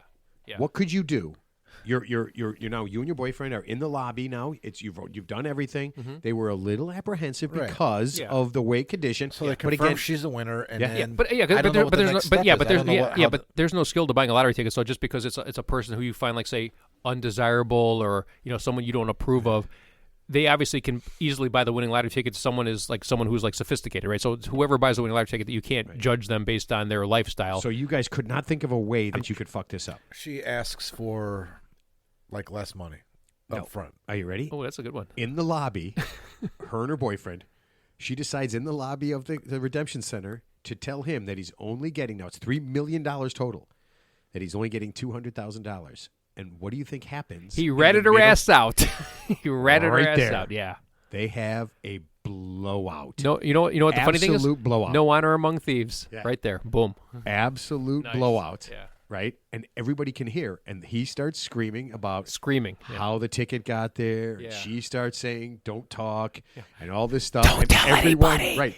And they're literally two crackheads. He's whispering. He himself is also a crackhead. Okay. And who've displayed extremely poor judgment. I don't know. He had a good crackhead. I mean, how many crackheads are going to be worth $3 million? Well, number one, don't bring your shithead boyfriend when you claim your ticket. Why bring him? He can only fuck it up, right? I mean, what's he going to do? She thought she was going to get $3 million and he was going to carry it or something. Right. You know that, right? So they have this big blowout. They're screaming all the different things. Lovely. They basically give the whole thing away. Nice. And then they run a check on it, and they do the first thing you said. Security camera footage. Right to they security see the camera. guy who bought it. Yep. They see him leave it. They see her grab it. They see her put it in her pocket. Right now, somehow this all gets out on the news before they even come to get her. Like it's news. Yeah. Right? Well, it's grand larceny. Yeah. That's what it and is. Right now, at this present time, she is on the run. No money. It's fine. No money, no nothing. Her and crackhead Bob are on the run. Yeah. And that is how you fuck up a free and clear $3 million check. So here's the funny thing. I think I saw part of that story because they actually showed the guy who actually really did win. He was like an older guy. Yeah, he showed him with a big cardboard ticket, the cardboard check of $3 million. Yeah, so they showed. So obviously that he got the rightful owner. They found him. Yeah, so they put a picture up. They found out who it was. Yeah. Right, because I guess he had bought it with he bought something with a credit card, so he knew his name. Yeah, they put pictures of him up all around. Yeah, you can't buy lottery tickets with a credit card. But he bought something else. He bought liquor or whatever it was at the convenience store. Yeah. And they found him, and I think just in the last couple of days, he actually got his check for $3 million. Yeah, I mean it's a symbolic check, but the point is they found the actual winner. Ted, it wasn't. It was a 6-foot check that was. It was a Ricky Henderson check.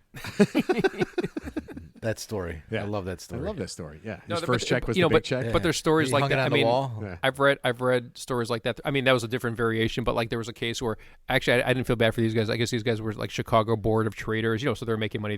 Like hedge fund traders or commodities traders. So I guess in whatever they are, like there's a convenience store that sells lottery tickets, and I've actually probably bought lottery tickets in those similar convenience stores. So they bought like little lot, like either the Lucky Day Lotto or some lotto, and they didn't win like $1 million. It was like $500,000. So they give it to like a clerk, the assistant clerk, that just hey, you just go check this out, see if this is a winner. So she scans it. It's a big winner, and yeah, she just never brought it back. But the thing is, she knew she couldn't turn it in, or she'd be fucked.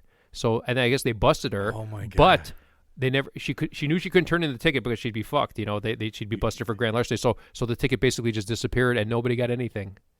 What? I think I think she got charged with something, but she couldn't give it to her. How do they know it was a winner? She knew it was a winner because she checked it on their behalf. She's not telling people that. Yeah, but somehow I don't know what, because this is like years ago, but they found out somehow that it wasn't her ticket. And then, because she tried to give it to like a relative, give it to the relative to cash it instead of them, instead of her. But somehow, she got compromised at some point along the way. So she knew she couldn't turn in the ticket, because if she did, her and the relative would be charged with grand larceny, because I think anything over $1,000 is considered grand larceny. Yeah, but how would anybody know?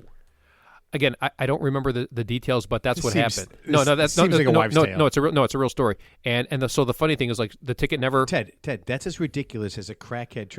Oh, wait a minute. The ticket was. Oh, remember my story about Las Vegas, the airport slot machine? Yeah. It just happened. Again? 2 days ago. Huh. Another one of your friends. No, nobody I know.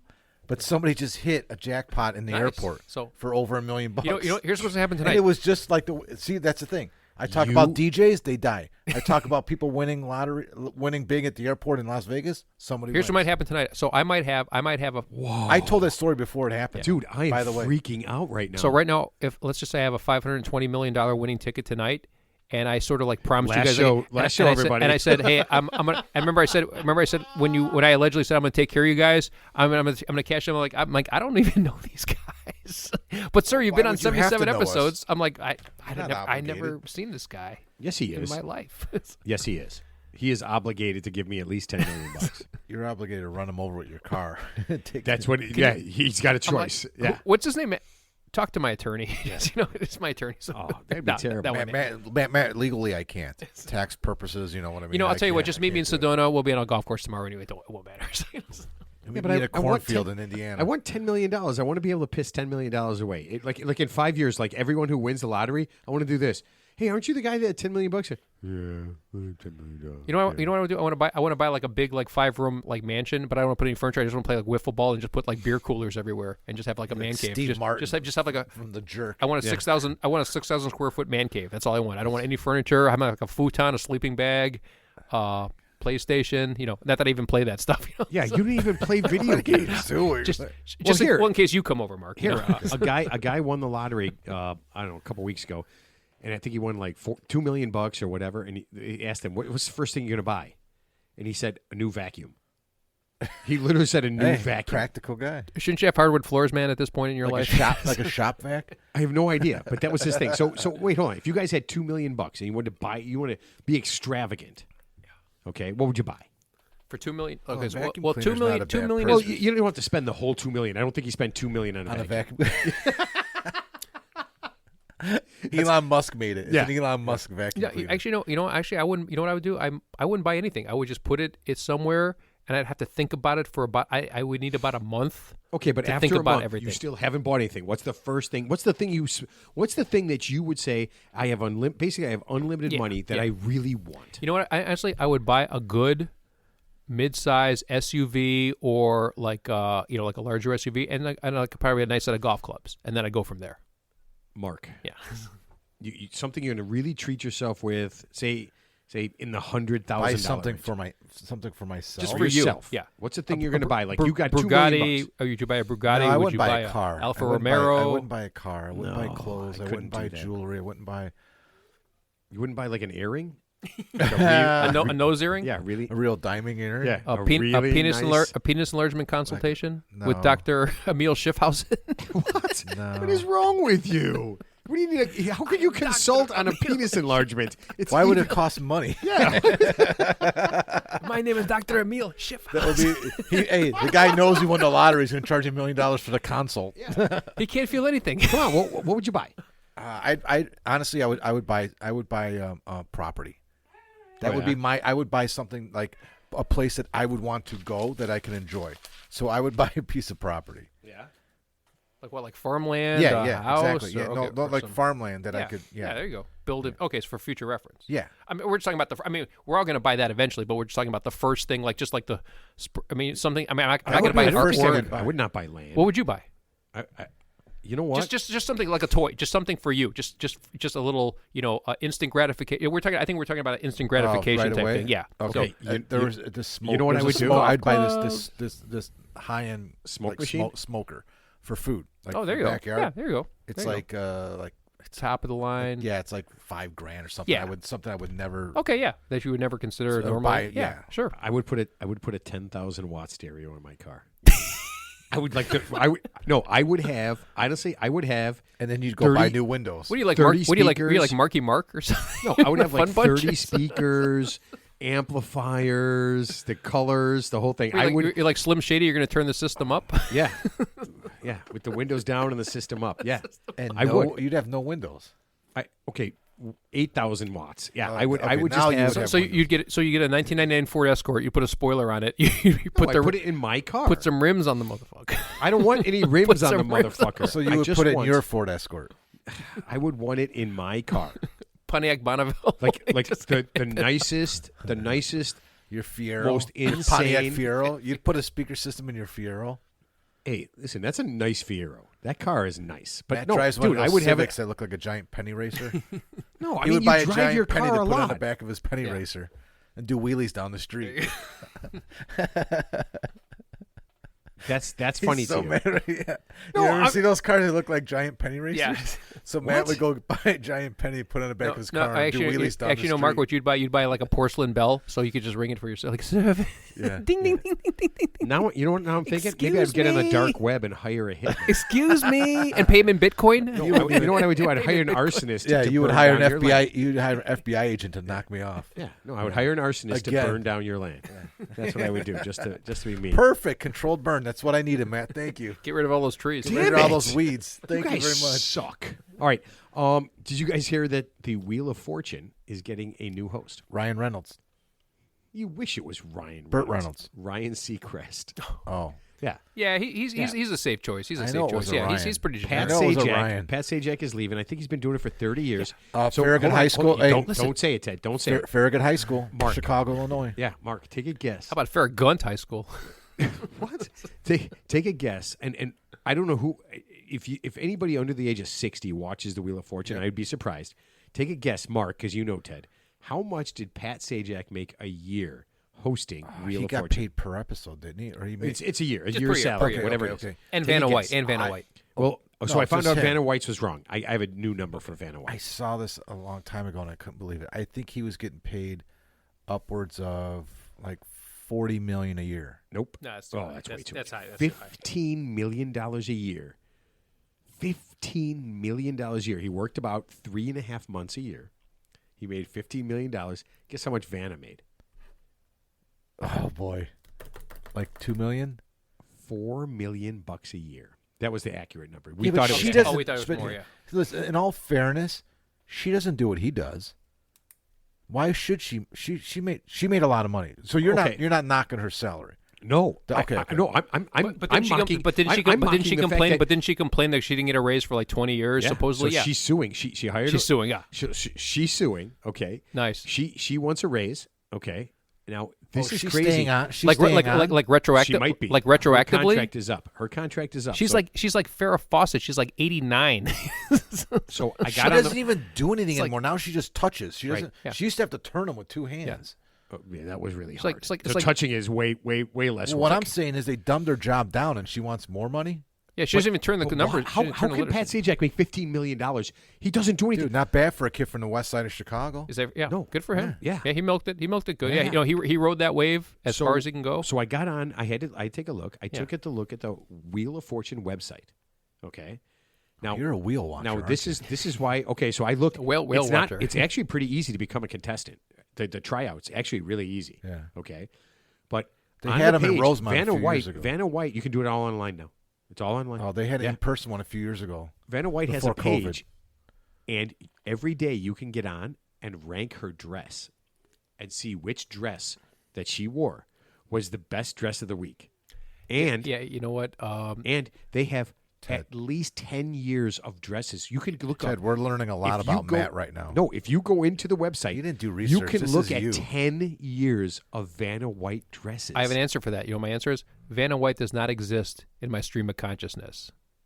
But you know what Vanna White is to me? Persona non grata. Listen, people are so I don't know what people are so freaked out by this. I don't even know. So how long has the show been on? I don't know, forever. It's been on for over 40 years. He took over. Actually, I knew this. Like so big. So Pat Sajak took over from Chuck Woolery, who was I love Chuck Woolery. Was he back from like the 80s? He only did it. He only did it for like 1 or 2 years. Was he the dating game? Not the dating game. He did some. No, Chuck Woolery did the.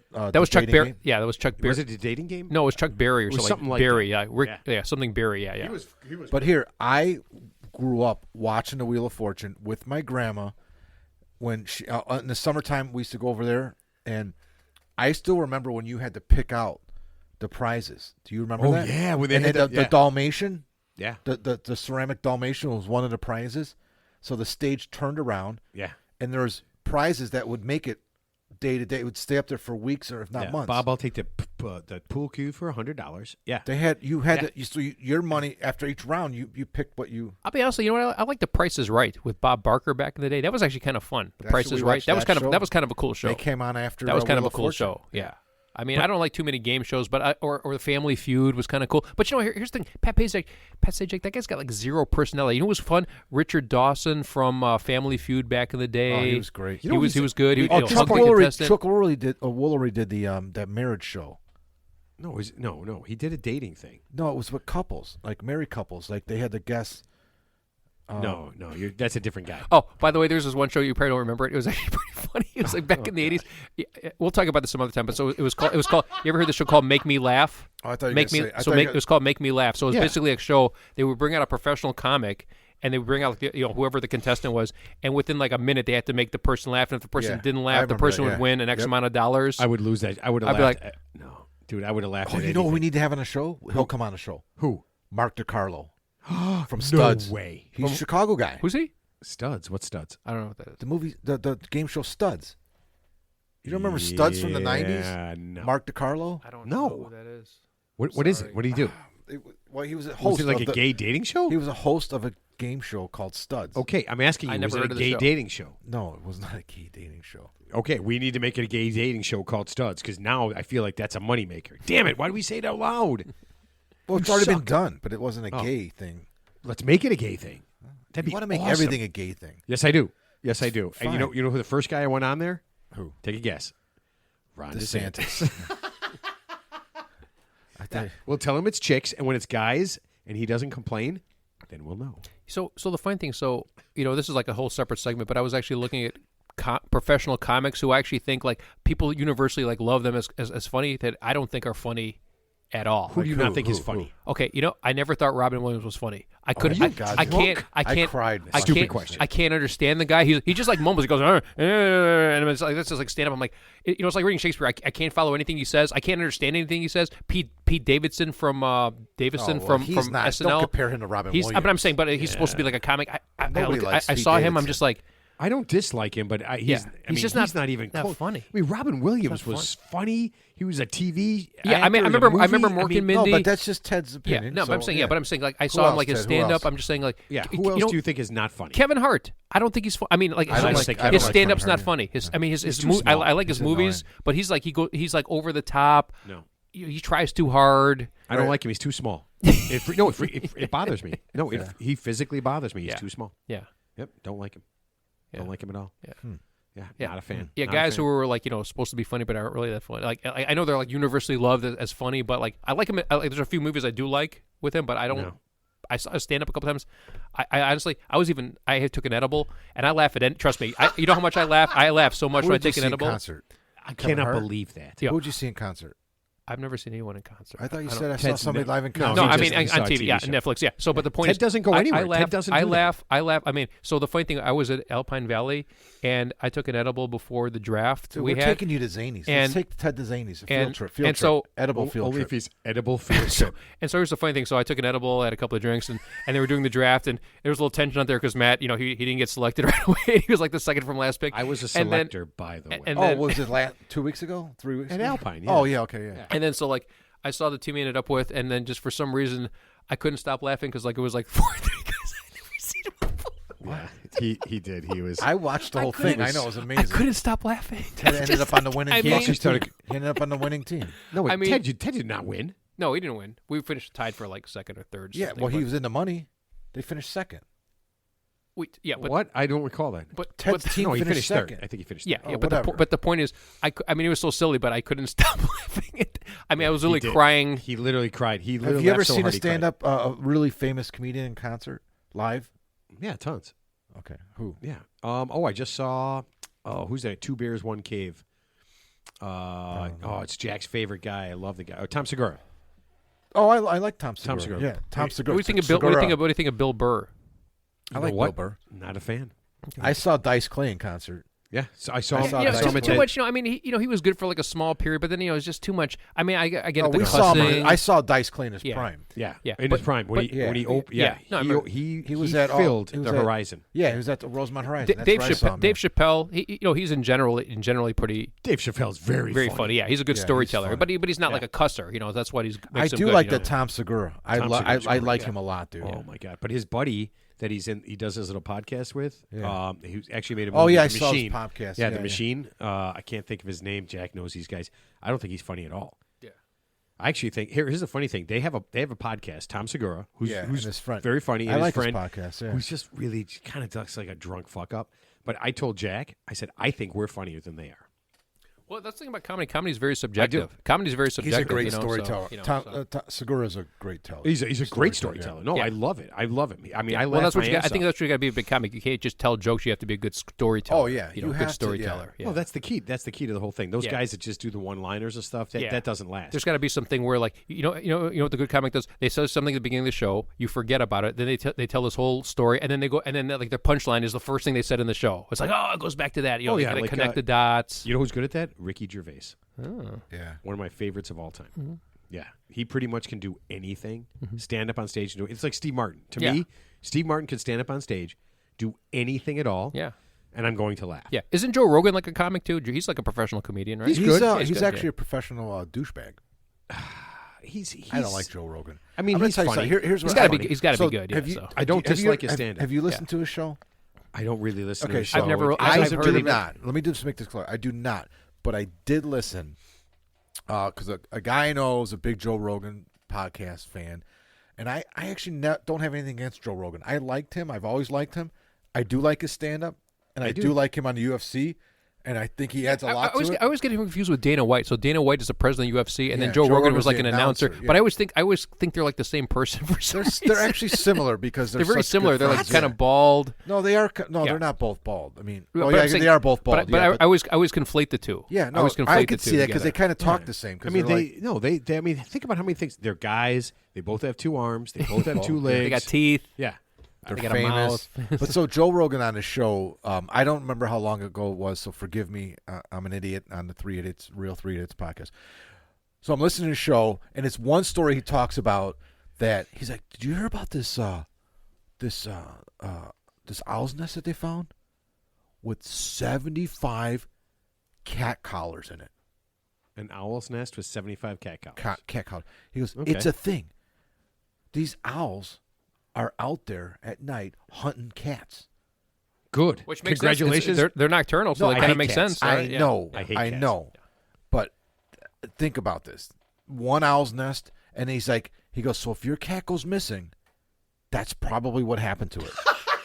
And he's serious. He's going on and on about this. And I turn the show off, and the next day I go talk to my buddy. I go, dude, are you he's a moron. First of all, that doesn't make any sense in the world. Can an owl actually hunt a cat and kill it? Probably. Can one owl? I mean, I can't picture it happening. Hold on a second. How big would this nest have to be to have physically have 75 cat collars in it? What kind of an animal? And what cat? Do you understand? I don't think I've ever seen a cat with a collar. How ever seen a cat with a collar? That's another thing too. They weren't all strays. They're all from the same neighborhood. They all had collars on. And 75 the same woman. She just keeps buying a cat. And every week, the same owl kills her cat. Yeah. I mean, first of all, it's pretty rare to have a cat with a collar on it. The odds of an owl, and maybe it was a great horned owl, but the odds of an owl actually being able. Horned owl. The odds of an owl. Not even a real species. Great horned owl. Yeah, great horned owl. So the odds of an owl actually successfully hunting and killing like a 7 or 8 pound cat is like slim to none. I just think like a 15-pound cat. Would this owl die if it didn't have cat? And he's eating everything. No, if everybody stopped buying fucking cats. cat. No, yeah. All they're finding is the collar. And he's telling this story like it's real. After a while, wouldn't you just buy a dog? I mean, look in this neighborhood, say it eats 75 cats. What neighborhood has 75 cats outside? Right? And then this is Florida. Just like, I bought 7 cats and they're all dead. And the woman next door is like, I did too. And they all talk about it, right? And they're like, I'm just buying a dog. Yeah.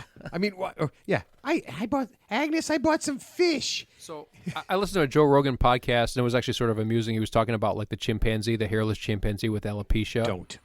And so no. So they had an MMA fighter on the show. They had an MMA fighter on the show, and so the MMA fighter was speculating that a trained fighter could beat a chimpanzee in a fight. If you tell this fucking story, I swear to God, I will get up and commit murder on this goddamn podcast. Ted, everyone has heard this. I would love to see that. Everyone has heard this a million times. You know how strong a chimpanzee is? 7. Do you know what a chimpanzee would do? I mean, let's just say you even defang the chimpanzee. It would rip the strongest man in the world's arms off. Oh, Jesus watch this. Christ. Wasn't there and beat him to death? Wasn't there a woman that had a pet chimp? No, yeah. don't. Yeah, they were feeding a Xanax and wine. It was a 200-pound chimp. Why are you doing this? This isn't good. Oh man, you're killing me. Okay, I'm done. Okay, all right. So, have you guys? I'm going to ask you one last thing. Have you guys ever called 911? All the time. I called 119 one time, and I got a pizza delivery. Oh man, not all the time, but seriously, yes, I've called more than a dozen times. I've called the non-emergency number for the police. Are you serious? Yeah, you've called 911 more than a dozen times. Ted, have you ever dialed 911 in your life? You know, I regret to admit it, but as a kid, I might have done it as a prank. But in real life, no, I've never called 911. So I didn't think of that. Okay, yeah, I've never. I'm sorry I did not that. as a gag. I'm sorry I did that. Not as a gag. Yeah, I think we did that too. But I've called the non-emergency number of the police a couple of times. Okay. Yeah, I'll give you an example of one time I called. And I probably called about a dozen times over the past 20 years. And I lived in my house. I got kids when they were younger. There was it was right before I came home from work. I had to go pick up the kids from school. My son was in kindergarten. The oldest was in 2nd grade. So I had to go pick them up. No, from this school. makes sense. You called 911 to have them pick up your kid. Okay. Isn't that what they're for? During the day. It's during the day.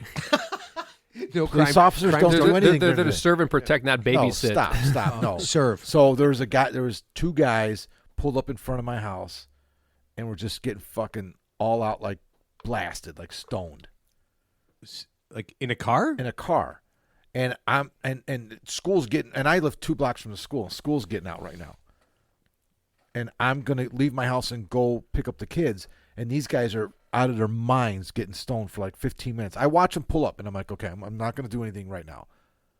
And I watch them, and then they're throwing shit out the window, and they're getting high. I'm like, you know what, fuck this. So I'm like, it's not an emergency. I don't want to call 911. But so I call 311. They're like, sir, you got to dial 911. Yeah, 311's like city services. 311's 911's a joke, man. 911 is not just for like dire emergencies. You call 911 whenever you think that you need a police officer or help. That's what it's there for. It's not. So like if you get the wrong order at McDonald's. I called 911. I said, listen, there's 2 guys in front of my house getting high. School's getting out in fucking 5 minutes, and they're driving around the neighborhood stoned out of their mind. And my neighborhood is 80% of the school are kids that are older than 4th grade being dismissed on their own and walking home. It's like DUI, and plus if they take off and they hit a kid, so that's actually a good call. Right. Yeah. So I called that was one time, and there was a couple other times that are very similar, all similar incidents to that. Wow. So is it really cool? I just called 911 2 weeks ago. What? Yeah. We were in the house. No way. Yeah, I swear to God. So I was, and my wife and my son, we were out in the yard. Listen, I'm freaking out. Yeah. So there was a guy. It was Memorial Day weekend. We were doing our gardening. We were all outside, and somebody is walking down my street, going crazy at like 2 PM, screaming, "I'm gonna fucking kill you! I want my money! I want my money!" There's a guy walking around holding his cell phone out, screaming. He's jumping up and down, and he's walking down the block, and everyone's like, "What the fuck's going on?" He's screaming bloody murder. He walked down our block, all the way down. Came back again, and I'm like, again. So he was just circling your block, screaming into his phone. He was on his phone. He's oblivious to his surroundings because he's just on his phone. Apparently, somebody owed him money, and he's going to kill him. Apparently, a motherfucker. He needed the money. Apparently, a motherfucker owed him money. He needed the money, and this and that, and he wasn't letting up. And I'm like, all right, you know what? I'm not going to go out there and confront him. I'll let. No, of course not. He could have a gun. So, when I called 911, you could be the guy I said, that owed the money. So I said, listen, I called 911. I said, there's a guy. He's walking down the street. He's screaming hysterically in his phone about money. And he's going to kill somebody, this and that. He's jumping up and down. She's like, does he appear to be intoxicated? I go, he doesn't look drunk. Does he seem to be on drugs? I'm like, you know what? He does not seem to be on drugs. He just seems to be very agitated and upset. Does he have a weapon? I go, I would say definitely not have a weapon because he's wearing shorts and a T-shirt. Why didn't you just answer yes to No, any because of these you know questions? why? I'll tell you why. Because I don't want the police to show up and think that there's a guy on drugs with a gun and he's not on drugs and he doesn't have a gun and he gets killed and it's my fault. I have no reason to believe he was on drugs. He didn't seem to be on drugs. I have no reason to believe he had a gun. Why'd you call 911? Because he was acting erratic, and I didn't want to confront him. Actually, here's what I would have done. I'm like, because I would have. I mean, I'm not the type of person to back down from a confrontation in a situation where I think it's a threat to me or my family. That's funny because honestly, you've beaten up like 6 people for I would say very little reason. Many times that we've been. Maybe we call the police on you. Call 911 on you. Maybe you're the guy who's been called on. Okay, hold on. All right, that's not true. So don't make me out to be a monster. Here's what I would have done. I'd have been like, sir, how much money does this guy owe you? $25. Here you go. We're even. You're good. No, so here's why I turned the other cheek. Yeah, that's good. That's good. Here's why I ask because a guy called 911 on his 92-year-old neighbor. Oh, nice. Okay. I think I heard about that. Here's why. Yeah. Because she has a little pond in her backyard, and the frogs were really loud. So he called 911 so that the police would come over, and I don't know what to do. And it's not like they were her frogs; they were just frogs that happened to be in the pond in her yard. We all know, she's not raising frogs. It's just she's happening. Not raising frogs. You know how you silence a frog? Just get close to the pond. They stop. I thought you were going to say cinnamon. They jump in the water. They stop making noise. I thought you were going to say cinnamon. Does that kill frogs? I don't know. Yeah. So just pee in the pond. I don't know about that. Garlic. Yeah. Cinnamon. Yeah. If you lick a frog. He called 911 because his neighbor had loud frogs. Now, this is what I don't understand, okay? I get this. So you pick it up like, yeah, 911, how can I help you? It's like, oh, my neighbor. It's like, oh, my God. She's 92. Oh, my God, is she dead? No. Is she trying to kill you? No. She's got really loud frogs in her backyard, and it's annoying to me. And if you're 911, how do you just not do this? Yeah, okay, asshole. And just hang up. The police went out. You have to, because what if that guy goes over and takes matters in his own hands? You're going to stop him? Like, if you stop him that day, he's not going to go, I don't know, kill the frog. I mean, what would happen? He's going to kill the frog? Oh, you're talking about killing her? Because of the frogs? Maybe, yeah. The frogs are still going to be making noise. Well, no. Once he gets rid of her, he can get rid of the frogs. Yes. He kills her. He kills her. To get to the frogs. And then he calls again on just the frogs. So anyway, the police show up, and what happens? You know what? We did not get a follow-up. Okay. All I know is an adult man called the police because there were frogs in his I've never yard. called on my neighbors, but I did have one confrontation. But I spoke to him like a neighbor, you know. Are you fighting everyone? No, I'm not a fight. What do you mean? I'm not fighting anybody. I didn't tell one story about me fighting, Ted. He's fighting. You're making things up now. No, it sounds like I have my neighbor is he's a really big guy, real big. I mean, like 7 feet tall. He's like 6'7", 300 pounds, and he's a good guy. Oh, we get along with him. And no, he's very opinionated, and we have a 8-foot fence in our backyard. But I get along with them. I mean, whatever. Well, one day when we didn't have that big fence, the kids were all in the backyard. My nephews and my sons were back there, and they were younger. Like my oldest nephew at the time was like 8. They hit a ball, went over in his yard. Oh, and they're like, oh, went over in his yard. I'm like, oh, just go get it. Go around the front and go through his side gate. Just go get it. And he's like, okay. And so my nephew doesn't know my neighbor. Yeah. My boys know the neighbor. So my oldest nephew went over to go get it, and he came back, and he was like all pale. I go, what happened? Oh my God! Did he try to eat it? I go, where's the ball? He's like, he wouldn't give it to me. I'm like, who wouldn't give it to you? He's like, your neighbor. I'm like, he was in the yard? He goes, no, he came out. I'm like, what do you mean he came out? He's like, he came out when I was going through the back gate. And he started yelling at me and said, what are you doing? You're trespassing. Blah, blah, blah, blah. Get out of here. You're trespassing. Think about that. What a weird thing that is to say to a child. I know. And then so my nephew came back like shell-shocked. And I was like, you're kidding me, right? And he's like, no. So my wife's like, calm down. I'm like, no. I'm not going to, I'm going to, I'm not going to go over there. I'll call him. So I just went in the house and I called him. And I said, hey, did you just yell at my... I mean, obviously you have his number, so obviously you must be... Yeah, I got all my neighbors' numbers. Oh, okay. But I said, did you just yell at my nephew for going in the yard to get the ball and tell him that trespassing? Oh, he's like, I was just kidding, I was just kidding around. I'm like, just kidding? Yeah, he said, I go, he's 8 years old. He doesn't get that type of humor. He does not know you. You're a big man. You don't yell at a kid like that. I said, you don't do that. I'm like, if you have a problem or something like that, just talk to adults. We're all in the backyard. Tell me, don't yell at my nephew. You seem so angry right now, doesn't he, Ted? Doesn't he? You seem very angry. I was very angry at that time, but again, I'm not going to go in and punch anybody. And then and then just to be clear, but I didn't call 911. The point is, I didn't call 911 on my neighbor. I tried to talk to. I talked to. I couldn't. Did you get the ball back? Yeah, we got the ball. Okay, and your neighbor's house burned down because of a lightning strike. No, dude, I wouldn't do that. And like I said, I get along with them. And that, hey, listen, no, you can have a disagreement with somebody course, and still get along with them. I mean, hey, when we put up that fence, fences make great neighbors. Good fences make good neighbors. I only have the number to one of my neighbors. The guy who lives like right next to me. He's a really cool dude. So I mean, like if I'll be honest with you, I would trust the guy to come over to my house and like say feed. Ted, he'd probably over at your house right now. Probably, yeah. Do you have your name? I have everybody within 5 houses of me. I have their numbers. We got so many people in the neighborhood. Like, I mean, most of the people in my neighborhood now, I don't know them. I mean, there's been people there for years. I've seen them like randomly and never spoken to them. So no, I would say good 5-6 neighbors, but that's about it. Yeah. We're not super. Well, I'm not even there half the time. But you know what the problem is? I'm not friendly. I have all the friends I want. Like we just go around punching people. No, all the time. we just met my daughter's too, Ted. We just met my daughter's fiance's parents. We weren't going to talk about this. None of them are going to listen. It doesn't matter. It doesn't matter. Turns out. But I was just thinking we're sitting there, we're talking with them and everything, and I'm just thinking this is great. I only have to see these people maybe twice a year for the rest of my life, and I realized I don't need any more friends. I pretty much have all the friends I want. You know what? If you want a friend, buy a dog. Well, you're halfway. Never mind. But you know what the problem was? It was so. Of course, Savannah and Andy are there, right? And they're super nervous because his parents. You don't like people and you don't want new friends. No. His parents and my wife and I we're diametrically opposed politically. Okay, we're diametrically opposed. Okay. We have completely different beliefs. Okay, I don't know what that word means, but... Okay, well, we have completely different beliefs. No, political. Okay? Yeah.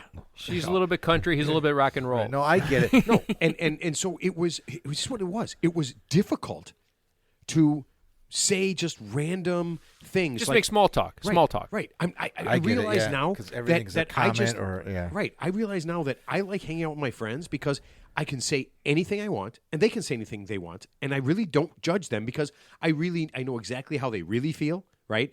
And I know what they're joking about, and I know what they're not joking about, and I know when things are funny and not funny, and I don't have to worry about that. And it's to me, it's almost painful sometimes to talk to somebody because there's so many things I want to say that I think would be funny or whatever, and when they're serious about something that is really, to me, insane. Well, the thing is, you have to work. Here's the funny thing. So, I think there's with a lot of people like what's important to somebody else might not be important to you. So a lot of people don't have that sense. They think that like if what's important to them is going to be important to you, and you might think it's a laugh. It's funny. So so that's why sometimes you got to be careful what you say around certain people because you don't know what they're really thinking. So, but I will say this: you don't know them, you just met them.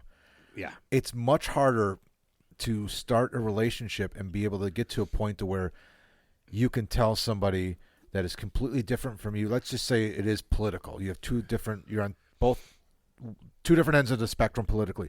It's much harder for you to say, just shut the fuck up. I don't want to talk about this. Please don't go. Because I have cousins that are on the other polar opposite of me politically. Right. And they have the stickers on their water bottles and they say all this shit and they do all. And so when they start doing that, like over 4th of July, I'll just say like, Joey, shut the fuck up. We're not going to do this. I'm like, and he's like, oh, okay. And then we move on. I'm like, just don't go there. No, because I'm not going there. I don't bring anything up. I don't politicize anything. I don't give my opinion one way or another on anything. I just keep it. I mean, we're all here. So I'm like, you don't have to either. So just shut up. You can't do that to people you just met. Yeah. You don't have. Don't have to report. But here's the thing too. Like, okay, as a normal, rational adult, let's say you meet somebody for the first time. I'm just spitballing. Let's just say you have the complete opposite belief system as them. Are they going to be that upset with you that you're just like what? You're like dead to them. You're like dead. You're like going to be family. You're like dead to them if you don't agree with them politically, or like I mean, are you but I'm saying, are you that fragile mentally?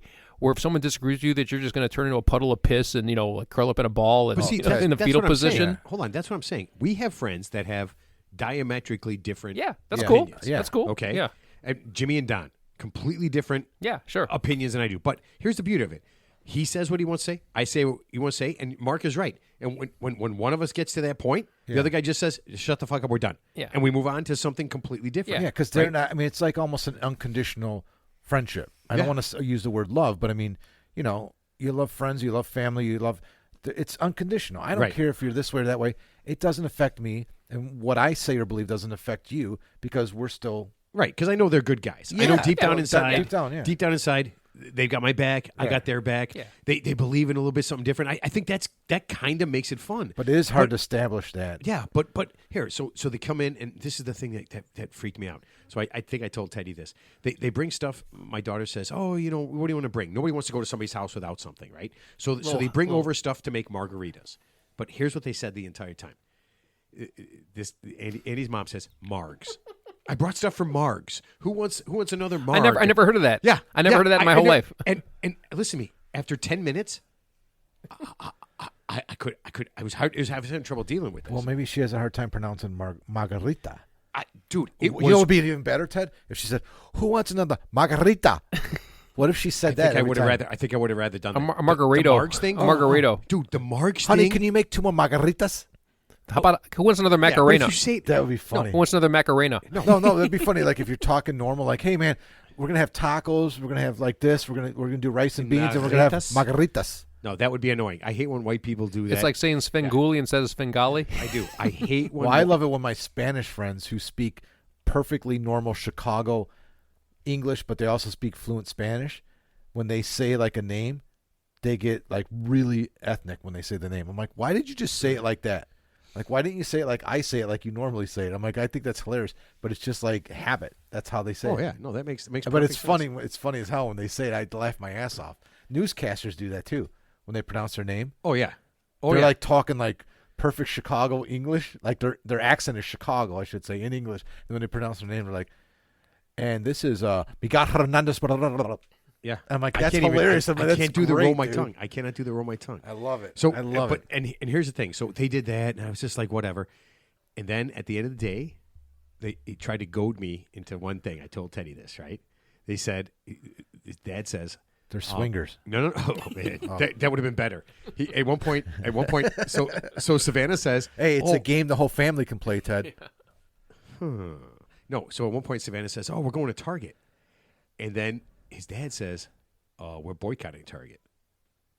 And I know right where they're going with this. I know exactly where they're going with this. Target has girls swimsuits for guys. Like a onesie. Yeah, supposedly. like a one piece. Okay. Yeah. And I guess they're selling. People are upset. They're selling to market to 0.000.1% of the population. Right. And so he kind of brings it up, and I'm just like, and I've already had a bunch of drinks. It's a couple hours in. So how did you not jump out of your skin and just attack everybody like a werewolf? No, I just why? Because this is what I said to myself: 2 more times this year is all I have to see them. And then once a year. So it's a quota. Yeah, once a year for the rest of my life. Yeah. So once a year said? for the rest of my life. Yeah. Matt said, "I can't boycott Target because I fucking work there, man." Okay, I work there. No. Don't joke. I need a job. You said you're boycotting Target because of this, and you bring out and you like tear off your clothes, and you're wearing one of those. So Matt packs up the leftover Margs in a Target bag. Fuck. Here's your leftover Margs. No, you got a Target bag. You're wearing a onesie with Margs on them. Dude, I'll tell you this right now. If you want me to kick your ass, and this is for everybody who's listening, if you want me to kick your ass, come and say the word Margs like 8 times to me. Dude, you're gonna beat up another person after the show? I would beat up a after nun. Every show you beat up people. You're like there was a nun. You're like Lyle Lozado. You're like a Lyle Lozado. after not cycling off of steroids, you're just going crazy. Oh, that poor You're guy. like Al Pacino from. It was so. I don't know why. And I tried to go in there very positive, but they'd canceled on us like 5 times. So when we finally met, so there's a reason, yeah. So there's a big build up to see these people. So you've never seen them in your life. Like you were Target. Now you know how Target. No, I'm saying so it's funny. So boycotted you. So you've never you. So you've never seen a photo of them. You've never seen them. Why would I ask my soon-to-be son-in-law right, to see a picture? Hey, show me a picture of your mom. Yeah. Let me see some pictures. But I'm saying you're Hey, whoa. You got anything like in her bathing suit or something? I'm saying you're aware of them, but you've never seen them. So it's weird. Like when you hear about somebody, like for example, I'll talk to clients all the time. I hear their voice, but they're in different states. I've never seen them ever. So it's just weird, like how you visualize what somebody might look like just based on what they sound, even though you've never spoken to them. So like maybe you have like a visual. So like when you actually see them, it's like, are they like a lot older than you thought? Are they like about your age? They see, you know what? Physically, they were exactly what I thought. Do they look like normal? Ted. They were who you thought they were? Did they match their Tinder profile? The Grindr profile? Grindr. Yeah. No, it was just really weird to me, and then and that was when I really thought about it. So they leave. I go upstairs. I'm like, I'm going to bed. So they were like normal people, right? They look like normal of course people. Normal people. Yes. Yeah. And but all I could think about, they're big feet. I call it. What's the name? Wearing overalls and suspenders. No, that's when I thought Harry and the Hendersons came over. As I'm laying in bed, falling asleep, I just thought, I don't want any more friends. God, I don't want any more friends. You know what I want? If I thought like that, I would have never been on this show. Actually, you know what I want? I want female acquaintances. That's what I want. That's what I want. I don't want friends. I want female acquaintances and associates. Associates and acquaintances. I want the JJ company. Holy associates shit. and acquaintances. All right, we got to stop. No, I just think I don't want to have to. I'm going to say every virgin. No, don't. You're not saying Virginia. No more vagina words. Yeah. No, I just thought of that. It's just a weird thing. No more hoo-ha talk, Mark. No more hoo-ha talk. All right. Hoo-ha's a good one. No hoo-ha. I love hoo-ha. Okay. All right, Teddy. Jeez. The word. I love it. The word of the day is hoo-ha. All right. The password is cooter. Cooter 69. Hey, could you see it? Hoo-ha. Cooter. Damn, you're good. Hoo-ha 69. Exclamation point. Ted. Yeah. No more drinking. I'm done. You're done drinking. Okay, let's put this thing to bed. Mark, you get to go first. Last thoughts. I'm going to say... Oh, wow. What? Oh, so go ahead, Mark. I'm not going to pass. I pass. I'm going to say don't take matters into your own hands. Don't be afraid to call 911. Or 119. And don't be afraid to talk things out if there's somebody you know, like your neighbor. Their frogs are barking. Frogs are croaking. Or chirping. Or chirping or whistling. Croaking. Or maybe your pet owl has murdered most of your neighbors. Were there 75 cat collars in that pond, by the way? 75 cat collars. And call 911 in Joe that case. Rogan's the same guy who had a guy on who said that the East River was filled with mammoth bones. Yeah. Oh, that's just that you did tell like that story. like a tar pit, like a Cabrerian tar pit. Hook, line, and sinker. He ran with it for half an hour talking about it, right? Yeah. Like it was a real thing. Yeah. The East River. So guys, the Chicago River. Let's see, not mammoth. Was saber-tooth tiger bones. Yeah. So just get out there. Mobsters. Yeah, and I'll get an expert on that'll say that. Okay. Yeah. So your last thought is just talk it out. Or call 911. Or call 911. Or hug it out. No, I'm saying don't take matters in your own hands. If don't put yourself in harm's way, call 911. Don't be afraid to. That's what it's there for. Or if it's an acquaintance or somebody that you know, don't be afraid to talk it out. You don't have to call 911 on your neighbors. If their frogs are whistling. Okay. Or croaking. Chirping. 911, what's your emergency? It's not a my neighbor hasn't mowed his lawn in Mark, it's not a humming. It's not a hummingbird. It's not chirping. In other words, 911 is not a joke in your town. No. I just listened to that song yesterday. Easy E, yeah. Working out. No. Flavor Flav. Oh, Flavor Flav. Public Enemy. Public Enemy. Yeah. All right, Teddy, last thoughts. I enjoyed our banter today, guys, and I was going to bring up... Why is it always so funny? Why are you always, laughing? Say ridiculous things like, you know what, I really enjoyed our back-and-forth bucklinage. Actually, don't sound like that, but that's a gross exaggeration what I said, but I appreciate what you're doing. I'm sorry, whatever Spot on. This is my Ted voice, and this is my woman voice. Wait, is that... Do you just suck in helium or is someone squeezing your ball sack? No, that's what you sound like to me, Ted. Okay. Yeah. I sound like I'm like Marge Simpson. Do you want to hear my mad imitation? Or I'm like, you know what you sound like to me? Like, no. Remember the adult and Charlie Brown when they go wah wah wah wah wah? That's I've never heard anything you've said, even up to right now. Well, we know that. That's not news. Anyway, so I was gonna suggest for future reference, we should have some new categories on the show. So my category, and I think we've talked about this before, what happens when important people die? How's that? Yeah, you brought that up. That's a category? Yeah, for future reference. Yeah, and not people who are already dead, but people who are currently alive. And if they happen to die, how many people would shit all over themselves because this person who you, by the way, you've never met him in person, but because they're kind of world famous and you hear about him every day in the news, if they suddenly died, how would we react as a general public? Okay, this is awesome. So for next week, I would be. So for next week, Ted, the first thing we're going to talk about is who I killed by mentioning him on the show. Yeah, but who died after I talked about him? Yeah. So after we get Murder Mouth here. Okay. So wait. Mention somebody right now, and let's see if they're alive next week. Man Cow. Okay. Now, if Man Cow dies in some tragic, I don't even know where he lives. How am I going to do that? Some tragic butt sex, sexual asphyxiation accident. Ted, we'll know. It doesn't have to be everybody doesn't die from butt sex, Ted. I know you think that that's how everyone dies. Man Cow's anal flange. Man Cow's anal insertion. Ted. Yeah. Okay. So Ted's last thoughts are done. Yeah. Ted's last thoughts have ended. All right. Thank you. So here's what I will say. I do like it when we get together and just randomly talk about stupid shit. That's really good. Next week we will have the president of the Greater Idaho Movement coming on. Okay. Yeah. So that should be awesome. I have been talking to Utah. I've been talking to a lot of very unique people. I'm got us, if everything goes right, an expert on cults. Yeah, an expert on cults. Cause, nice. Yeah. Like there's different. Is there like just one type of cult or different cults? I mean, there's got to be. Teddy, I have no idea. So but I want to know. Here's the way I pitched it was. I want to know how does somebody fall into the trap of the cult, and not even that, but how do you start a cult? Well, I want to start a cult. Well, that's a good premise. So I think the whole premise of the cult, without even looking up the definition, is just somebody who, let's just say, there's a charismatic figure out there. I probably said that wrong. Charismatic figure who starts whatever belief system that like Scientology, it's just made up, right? Dianetics, Scientology, you just make some shit up, and then somebody obviously buys into it, hook, line, and sinker, where they basically devote their whole life to this thing, this guru, this Svengoolie.